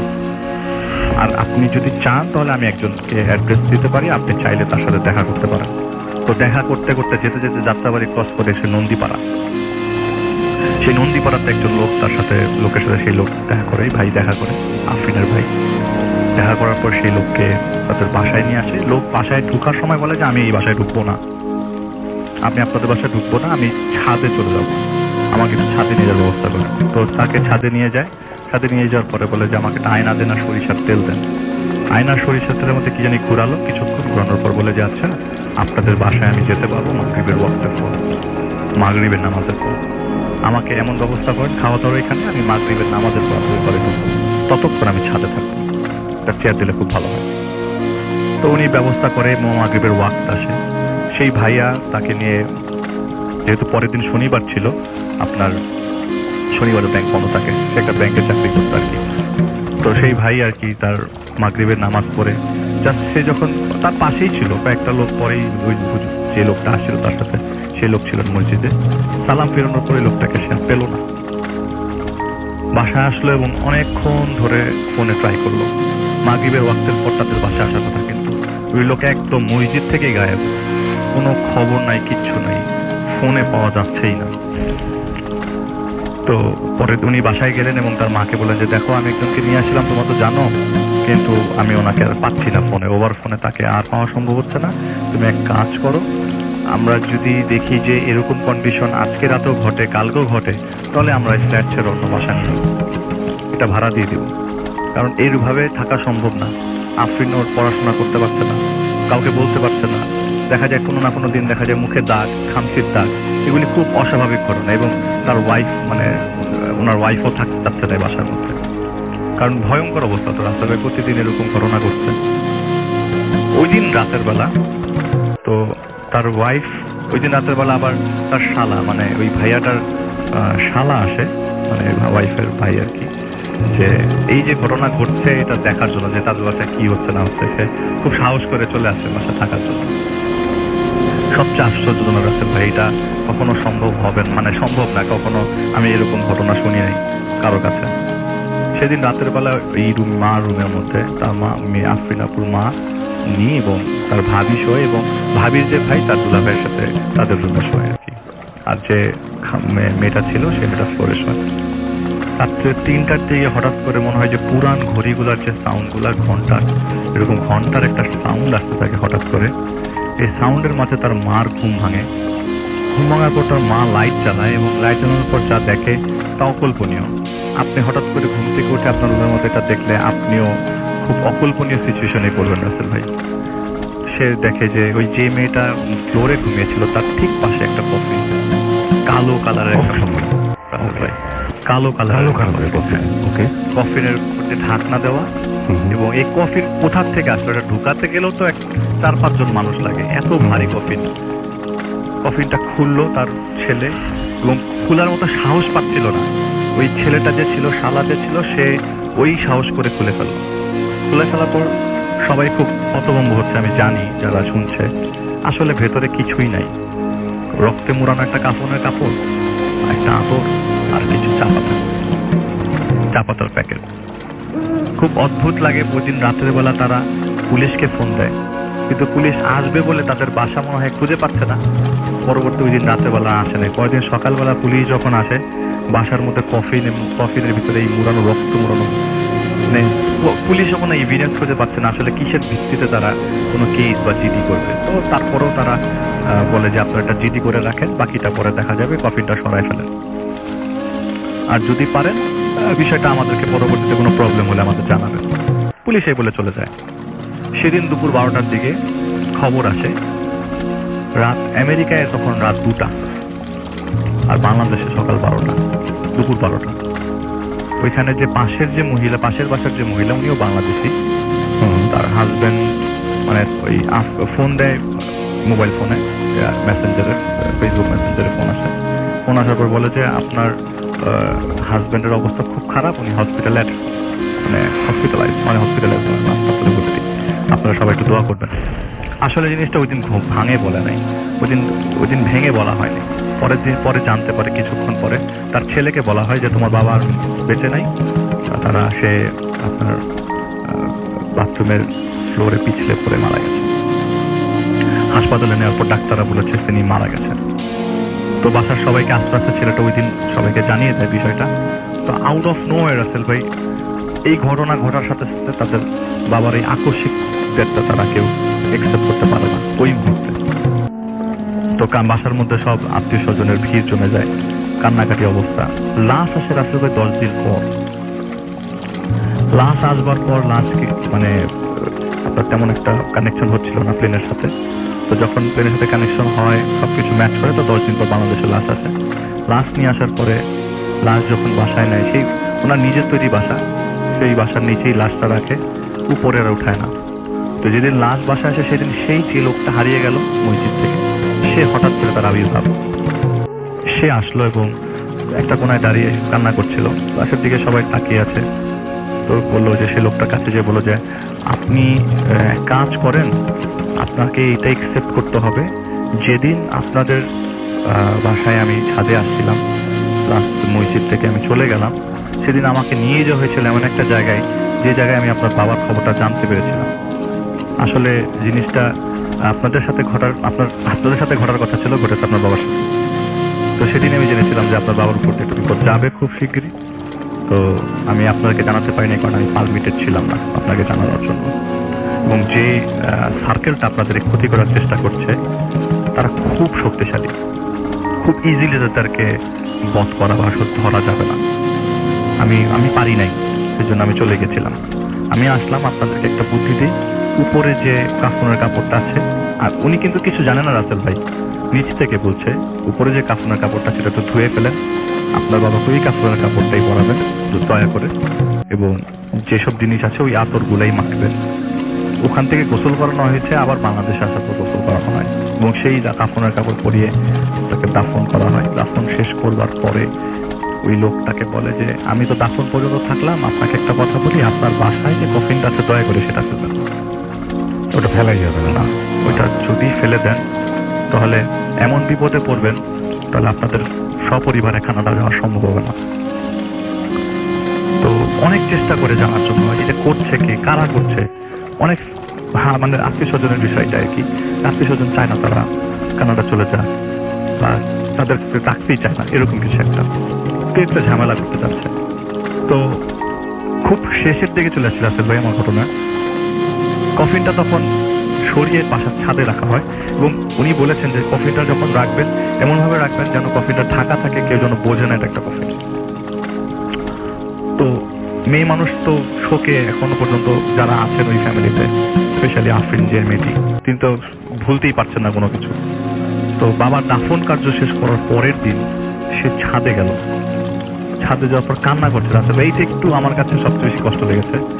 কান্না করছে, কান্না করা অবস্থায় যে আমি তোমাকে একটু দেখতে পারলাম না। তাদের সপরিবারে সেবার কানাডায় যাওয়ার কথা ছিল, তার বাবা আমেরিকায় শিফট করে কানাডায় চলে যাওয়ার কথা আর কি, ফুল ফ্যামিলি নিয়ে তাদের কানাডায় সিটিজেনশিপ হয়ে গেছে আগে। তখন তার বাবা আমেরিকায় ছিল। তো আমি তোমাকে লাস্টবারের মতো দেখতে পেলাম না, এই তো বিলাপ করে কান্না করছে, জোরে জোরে কান্না করছে। এমন সময় সে কিন্তু ছাদের গেট মানে তালা খুলে তারপরে ছাদে ঢুকেছিল। এমন সময় হঠাৎ করে তার মাথার উপর থেকে জানি হাত বুলিয়ে চলে গেল। মাথার পিছনে সে আপনি বলতো যে আমি পিছনে তাকিয়ে দেখলাম যে কেউ নাই। যদি কেউ হাত বুলায় তাহলে আমি সাথে সাথে তাকে পাবো, সাথে সাথে করে দিই কেউ নাই, নোবডি ওয়াজ দেয়ার। ইভেন কফিনটার দিকে যতই আমি তাকাই ততই মনে হয় আমার বাবা কফিনে শুয়ে আছে। খুব রিসেন্টলি রাসেল ভাই তারা চলে যায় কানাডাতে, আমাকে বলেছে যে আমি যাওয়ার আগে আপনাকে সেই কফিনটা একটু দেখাতে চাই। রাসেল ভাই আমি নিশ্চিত দেখে আসছি। হ্যাঁ, আপনি ফোন দিয়েছিলেন এবং আপনি বলছিলেন যে আমি রাসেল একটা কফিন দিতে যাচ্ছি। আপনি ফোন দিয়ে আমাকে এটা জানিয়েছিলেন। Thank you very much for your story, এবং সবাই থ্যাঙ্কস জানাচ্ছি আলিফকে চমৎকার এই স্টোরির জন্য।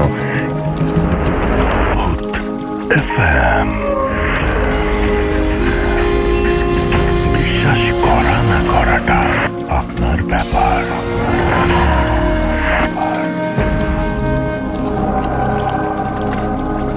শুনছেন রেডিও ফুটের এফএম, আমি রাসেল আছির সাথে, এবং চলছে ফুট এফএম। আরো একজন মানুষকে কিন্তু বাদ দেওয়া যায় না কোনোভাবে, সেটা হচ্ছে আমাদের আফনান ভাই, রাইট? তো আফনান ভাইয়ের জন্য আমাদের খুব বেশি দূর যেতে হবে না, নভেম্বর মাসে ফিরে গেলেই চলবে। এবং নভেম্বর মাসে 2018 নভেম্বরে তিনি এসেছিলেন এবং একটা চমৎকার ঘটনা তিনি শেয়ার করেন, এবং আশা করছি যে এই ঘটনাটি আপনাদের অনেক ভালো লাগবে। কোনো কথা না বাড়িয়ে চলে যায় আফনান ভাইয়ের ঘটনায়। আসসালামু আলাইকুম লিসেনার, আশা করি সবাই ভালো আছেন। আজকে রাসেল ভাই যে ঘটনাটা আমি শেয়ার করব, ঘটনাটি ঘটেছিল সিঙ্গাপুরে, বাট যার সঙ্গে ঘটেছিল বা যিনি আমাকে বলেছেন মানে তার বাসা রাজবাড়ির বালিয়াকান্দি উপজেলাতে। তো ঘটনাটি আসলে যে আমাকে বলেছে তার নাম আব্দুল কাদের। তো তার বড় ভাইয়ের নাম হলো আব্দুল খালেক। ওই আব্দুল খালেক 2010 সালে উনি সিঙ্গাপুরে গিয়েছিলেন। তো সিঙ্গাপুরে উনি যেখানে কাজ করতে গিয়েছিলেন সেখানেই এই ঘটনাটি। সেই ঘটনাটি আমি সরাসরি চলে যাব। তো রাসেল ভাই সিঙ্গাপুরের বিষয়টা বলার আগে আমি কয়েকটা বিষয় বললে ঘটনার প্রেক্ষাপট আগে থেকে একটু লিসেনারদের বুঝতে সুবিধা হবে। সেটা হলো বেসিক্যালি সিঙ্গাপুরটা কিন্তু সেকেন্ড ওয়ার্ল্ড ওয়ারের সময় এটি জাপানিরা দখল করে নিয়েছিল এবং জাপানিরা দখল করার পর সেখানে কিন্তু অনেকগুলো কনসেন্ট্রেশন ক্যাম্প তারা করেছিল। পুরো সিঙ্গাপুরে বিভিন্ন জায়গায় কনসেন্ট্রেশন ক্যাম্প ছিল। আর কনসেন্ট্রেশন ক্যাম্প হচ্ছে সেই ক্যাম্প যেখানে যুদ্ধবন্দীদেরকে ধরে নিয়ে অকথ্য নির্যাতন করা হতো। তো পরবর্তীতে যখন মিত্রবাহিনী মানে অ্যালাইড ফোর্সেসের সোলজাররা যখন সিঙ্গাপুর দখল করে নেয় তখন কনসেন্ট্রেশন ক্যাম্প থেকে বন্দীদেরকে মুক্ত করা হয়। আর রাসেল ভাই আরেকটা বিষয় সেটা হলো জাপানি কিছু শব্দ রয়েছে যেমন হাতনাহেনা, রিক্সা, হারিকিরি। এই হারিকিরি অর্থ হচ্ছে এটা জাপানি শব্দ, সেটা হলো যে জাপানি সোলজাররা বা কোনো নাগরিকরা যদি শত্রুপক্ষের আগমন দেখে তারা তাদের হাতে আত্মসমর্পণ না করে তার ধারালো একটা কোনো অস্ত্র দিয়ে নিজেরা সুইসাইড করে, এটাকেই জাপানি শব্দে হারিকিরি বলা হয়। তো দেখা গেল যে কনসেন্ট্রেশন ক্যাম্প থেকে একজনও জাপানি সোলজারদেরকে জীবন্ত গ্রেপ্তার করতে পারেনি অ্যালাইড ফোর্সেসের সোলজাররা মানে মিত্রবাহিনীর সোলজাররা। তো সেখানে তারা বিভিন্ন কনসেন্ট্রেশন ক্যাম্পে এইভাবে তারা মারা গিয়েছিলেন আর কি। এখন রাসেল ভাই আমি ঘটনাতে চলে যাচ্ছি। তো যিনি গিয়েছিলেন আব্দুল খালেক সাহেব, উনি বেসিক্যালি মানে সিঙ্গাপুরে যাওয়ার আগে বিভিন্ন ধরনের কাজ হচ্ছে ওখানে, কেউ কনস্ট্রাকশনের কাজ, কেউ ইলেকট্রিশিয়ান হয়ে ট্রেনিং নিয়ে সেখানে যান। উনি বেসিক্যালি মানে পাইপের কাজ, যেটাকে আমরা প্লাম্বার বলি, উনি প্লাম্বারের কাজ শিখে সেখানে গিয়েছিলেন যে বিল্ডিং এর পাইপের কাজ উনি করবেন। তো উনি যে কোম্পানির সাথে চুক্তিবদ্ধ হয়ে তাকে পাঠানো হয় ওটা তুরস্কের একটি কোম্পানি। তো তুরস্কের একটি কোম্পানি, ওইখানে সিঙ্গাপুরের পাদাং নামক একটা জায়গা আছে, ওই জায়গাতে একটি মানে বিল্ডিং এর কাজ মানে কনস্ট্রাকশনের কাজের দায়িত্ব নেন এবং ওইখানে ওনার দায়িত্ব থাকে উনি পাইপের কাজগুলো দেখাশোনা করবেন। কারণ ছাদ যখন ঢালাই হয় সেখানে ভিতরে পাইপ দেওয়া হয়, বিভিন্ন জায়গায় ইলেকট্রিক লাইনগুলো কিভাবে হবে, কোথায় পাইপ হবে সেগুলো তো দেখতে হবে। এই জন্য সার্বক্ষণিক তাকে ওই সময় থাকতে হবে। তো তাকে নিয়ে যাওয়া হয় ওখানে রাসেল ভাই। কিন্তু ওখানে যাওয়ার পর উনি দেখেন যে যে বিল্ডিং এর কাজটা ওনারা করবেন ইতিমধ্যে সেটা দোতলা কমপ্লিট হয়েই আছে এবং সেই দোতলাটা আরো হয়তো 5-6 বছর আগে করা হয়েছে। তারপর থেকে সেটা পরিত্যক্ত অবস্থায় ছিল, তার উপরই আবার মানে ওই বিল্ডিংটা করা হবে এবং ওই বিল্ডিংটা 25 তলার ফাউন্ডেশন ছিল। তারপরে ওনাদেরকে কাজ বুঝিয়ে দেওয়া হয়, বিল্ডিং এর মালিক বুঝিয়ে দেন। কিন্তু ওনারা বারবার বলেছিলেন যে আগের কোন কনস্ট্রাকশন কোম্পানিটা ছিল তাদের কাছ থেকে আমাদের কিছু বিষয় বুঝে নেওয়ার দরকার আছে, তারা কোন দিক দিয়ে কারেন্টের লাইন নিয়েছেন, কোন দিক দিয়ে কোন পাইপ বসিয়েছেন। তখন বলে যে তাদের সাথে কথা বলতে হবে না, মালিক বললেন যে তাদের সাথে কথা বলার দরকার না, আমি আপনাদেরকে বুঝাই দিচ্ছি। তখন তারা বারবার ওই কনস্ট্রাকশন ফার্মের সাথে কথা বলার চেষ্টা করলেও মালিকদেরকে কথা বলতে দেন নাই, মালিকই বুঝিয়ে দেন। যাই হোক তারা যথারীতি কাজ শুরু করে দেয়, কিন্তু মনে একটু সন্দেহ লাগে কি ব্যাপার, তাদের সাথে কথা বলতে দিচ্ছে না কেন।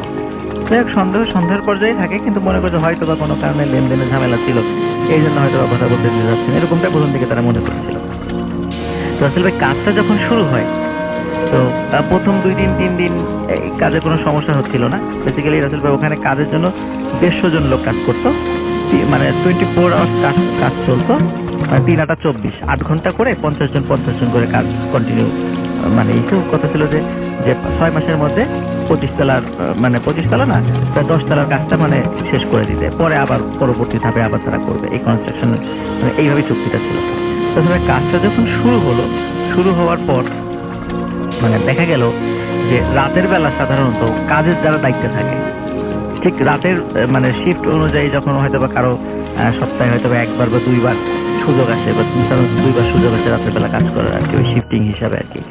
তো রাতের বেলা কাজ করতে গেলে রাতের কিছু বিপত্তি দেখা গেল। সেটা হলো মানে কিছু লোক মানে রাতে যখন মানে কনস্ট্রাকশন কাজগুলো করতো তখন হঠাৎ কেউ মানে নিচে পড়ে যেত, হয়তো পা পিছলে পড়ে গেছে, বিভিন্ন কারণে হতে পারে। পড়ে গিয়ে আসলে এমন জায়গায় পড়তো মানে কনস্ট্রাকশনের কাজে আমরা দেখেছি রডগুলো কিন্তু খাড়া করা থাকে, একদম রডের উপরে গিয়ে পড়তো এবং খুব বিভৎসভাবে মারা যেত। তো এইভাবে যখন কয়েকজন লোক মারা গেল তখন লোকজন রাতের শিফটে কাজ করতে চাইলো না। তখন বলা হলো আমরা রাতের শিফটে কাজ করবো না।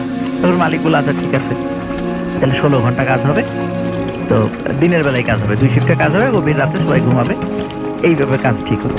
কিন্তু রাতের বেলা রাসেল ভাই অনেক জিনিস চুরি হয়ে যেতে পারে, জন্য পাহারারও দরকার থাকে।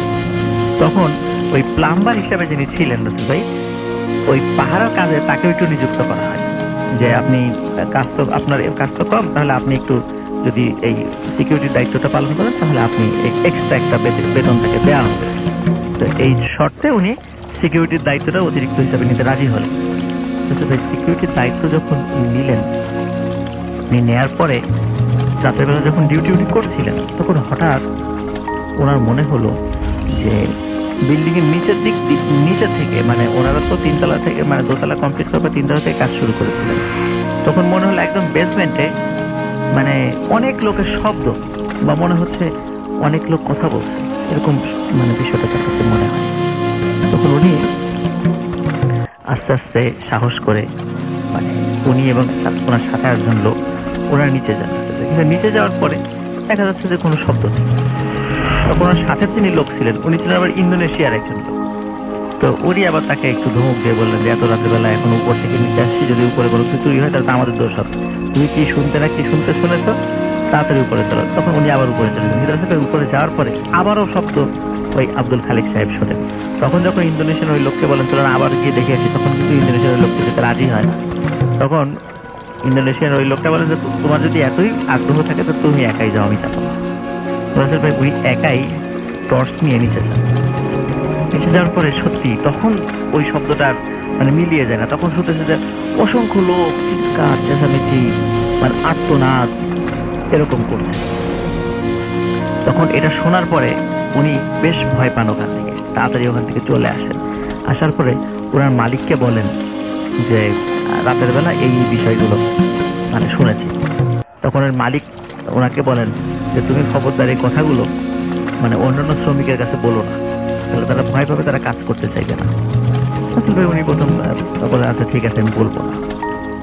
রাসেল ভাই পরে মানে তার 2-3 দিন পরে যখন উনি আবার রাতের একটা শিফটের ডিউটির দায়িত্ব পড়েন না রাতের বেলা, তখন উনি ফিল করছিলেন যে উনি একটা জায়গায় ডিউটি করছিলেন, উনি ফিল করছিলেন ওনার আশেপাশে কিছু কালো ছায়া মূর্তি ঘোরাফেরা করছে।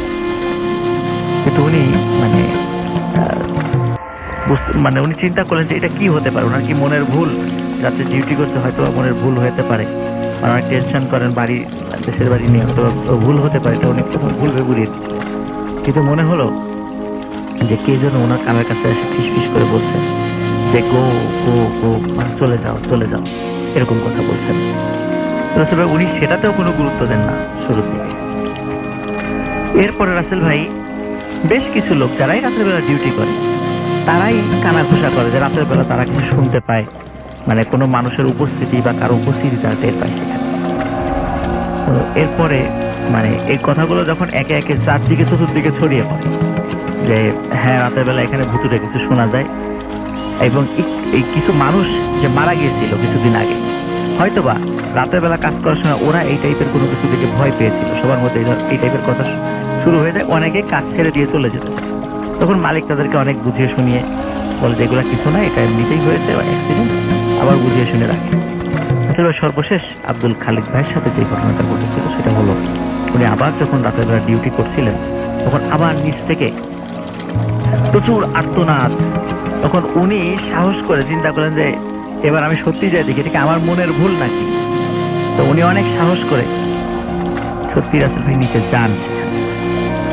যাওয়ার পরে উনি তখন মানে এতদিন তো শুধু মানে শুনেছেন, তখন চোখে উনি দেখলেন যে অসংখ্য লোক সেখানে মানে আর্তনাদ করছে এবং নির্দয়ভাবে কাউকে পেটানো হচ্ছে, কাউকে হত্যা করা হচ্ছে, মানে এটা এক বিভীষিকাময় দৃশ্য, কারো শিরচ্ছেদ করা হচ্ছে, কাউকে ফাঁসি দেওয়া হচ্ছে, এরকম বিভীষিকাময় দৃশ্য সেখানে উনি দেখলেন।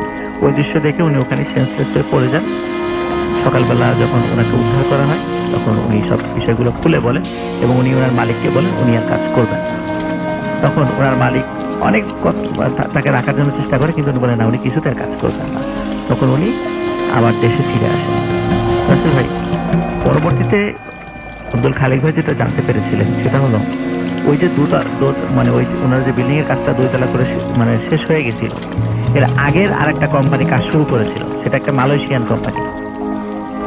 মালয়েশিয়ান কনস্ট্রাকশন কোম্পানিটা কাজ শুরু করলেও ওনারা ওই কনস্ট্রাকশন কোম্পানির প্রায় 27 জন লোক সেখানে মারা যায়, যার কারণে শ্রমিকরা কাজ করতে অসম্মতি জানায় এবং ওই কোম্পানিটা আর কাজটা কন্টিনিউ করতে পারে না, 2 তলা পর্যন্ত করে ওখানে কাজটা শেষ করে রাখে। তারপরে 5-6 বছর পরে আবার তুরস্কের একটা কোম্পানির কাজটা মানে কনস্ট্রাকশন কোম্পানির কাজটার দায়িত্ব পায় এবং তারা কাজটা শেষ করার জন্য হাত দেয়। তাছাড়া পরবর্তীতে আব্দুল খালিক ভাই উনি খোঁজ খবর নিয়েছিলেন যে ওইটা শুধু 4 তলা পর্যন্ত পরবর্তীতে করা সম্ভব হয়েছিল, এরপর থেকে ওই পাদান নামক স্থানে ওই বিল্ডিংটা 25 তলা বিল্ডিংটা 4 তলা করেই ওর কাজটা সমাপ্ত। আজ পর্যন্ত আমি শুনেছি যে ওটা 4 তলাই রয়ে গেছে। এটা ছিল রাসেল ভাই ফার্স্ট স্টোরি।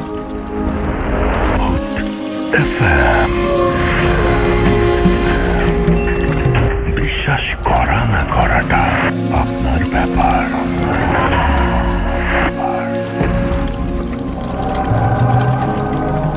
Welcome back. আরো একবার ফিরে এলাম আমি রাসেল এবং আপনাদের সবাইকে আরো একবার স্বাগত জানাচ্ছি এবং আজকের এই স্পেশাল এপিসোড আমি জানি না যে আপনাদের ভালো লেগেছে কিনা। যদি ভালো লাগে তাহলে আরো করবো, আর যদি ভালো না লাগে তাহলে বন্ধ করে দেবো। বাট আপনারা অবশ্যই কমেন্টে লিখবেন যে এরকম এপিসোড আপনারা শুনতে চান কিনা, এবং মাঝে মাঝে আপনারাও কিন্তু এরকম এপিসোড বানাতে পারেন। কীভাবে বানাতে পারেন? আমাদের আপনারা লিস্ট দিতে পারেন যে এই এপিসোডের ঘটনাগুলো আমরা আবার শুনতে চাই। যদি আপনারা এই এক সপ্তাহে এরকম, যদি আজকের এপিসোডটি ভালো লেগে থাকে এবং আপনারা এক সপ্তাহে এরকম স্পেশাল এপিসোড মাঝে মাঝে আপনারা শুনতে চান, তাহলে আপনারা লিস্ট দেন। সেই লিস্ট অনুযায়ী আমরা স্পেশাল এপিসোড সেটা যে বছরই হোক না কেন, যেদিনই হোক না কেন, যদি আপনি শুধু ডেট দেন আর বলতে পারেন যে অমুক ডেটের স্টোরি, তাহলে আমরা সেই ডেট অনুযায়ী যে সেদিনের স্টোরিগুলো নিয়ে আমরা যদি পর্যাপ্ত সাড়া পাই তাহলে ইনশাল্লাহ আবারও এরকম একটা এপিসোড নিয়ে ফিরে আসবো। সেই পর্যন্ত আমাদের সঙ্গেই থাকবেন। স্টে টিউন টু রেডিও ফুডস্টেট এফএম। কথা হবে আবারও আগামী শুক্রবারে নতুন অতিথি নিয়ে ফিরে আসবো সেদিন। সেই পর্যন্ত সবাই ভালো থাকবেন, সুস্থ থাকবেন, সুন্দর থাকবেন, মোস্ট ইম্পর্টেন্টলি ফুটিয়ে থাকবেন। আজকের মতো এখানেই শেষ করছি। টাটা। FM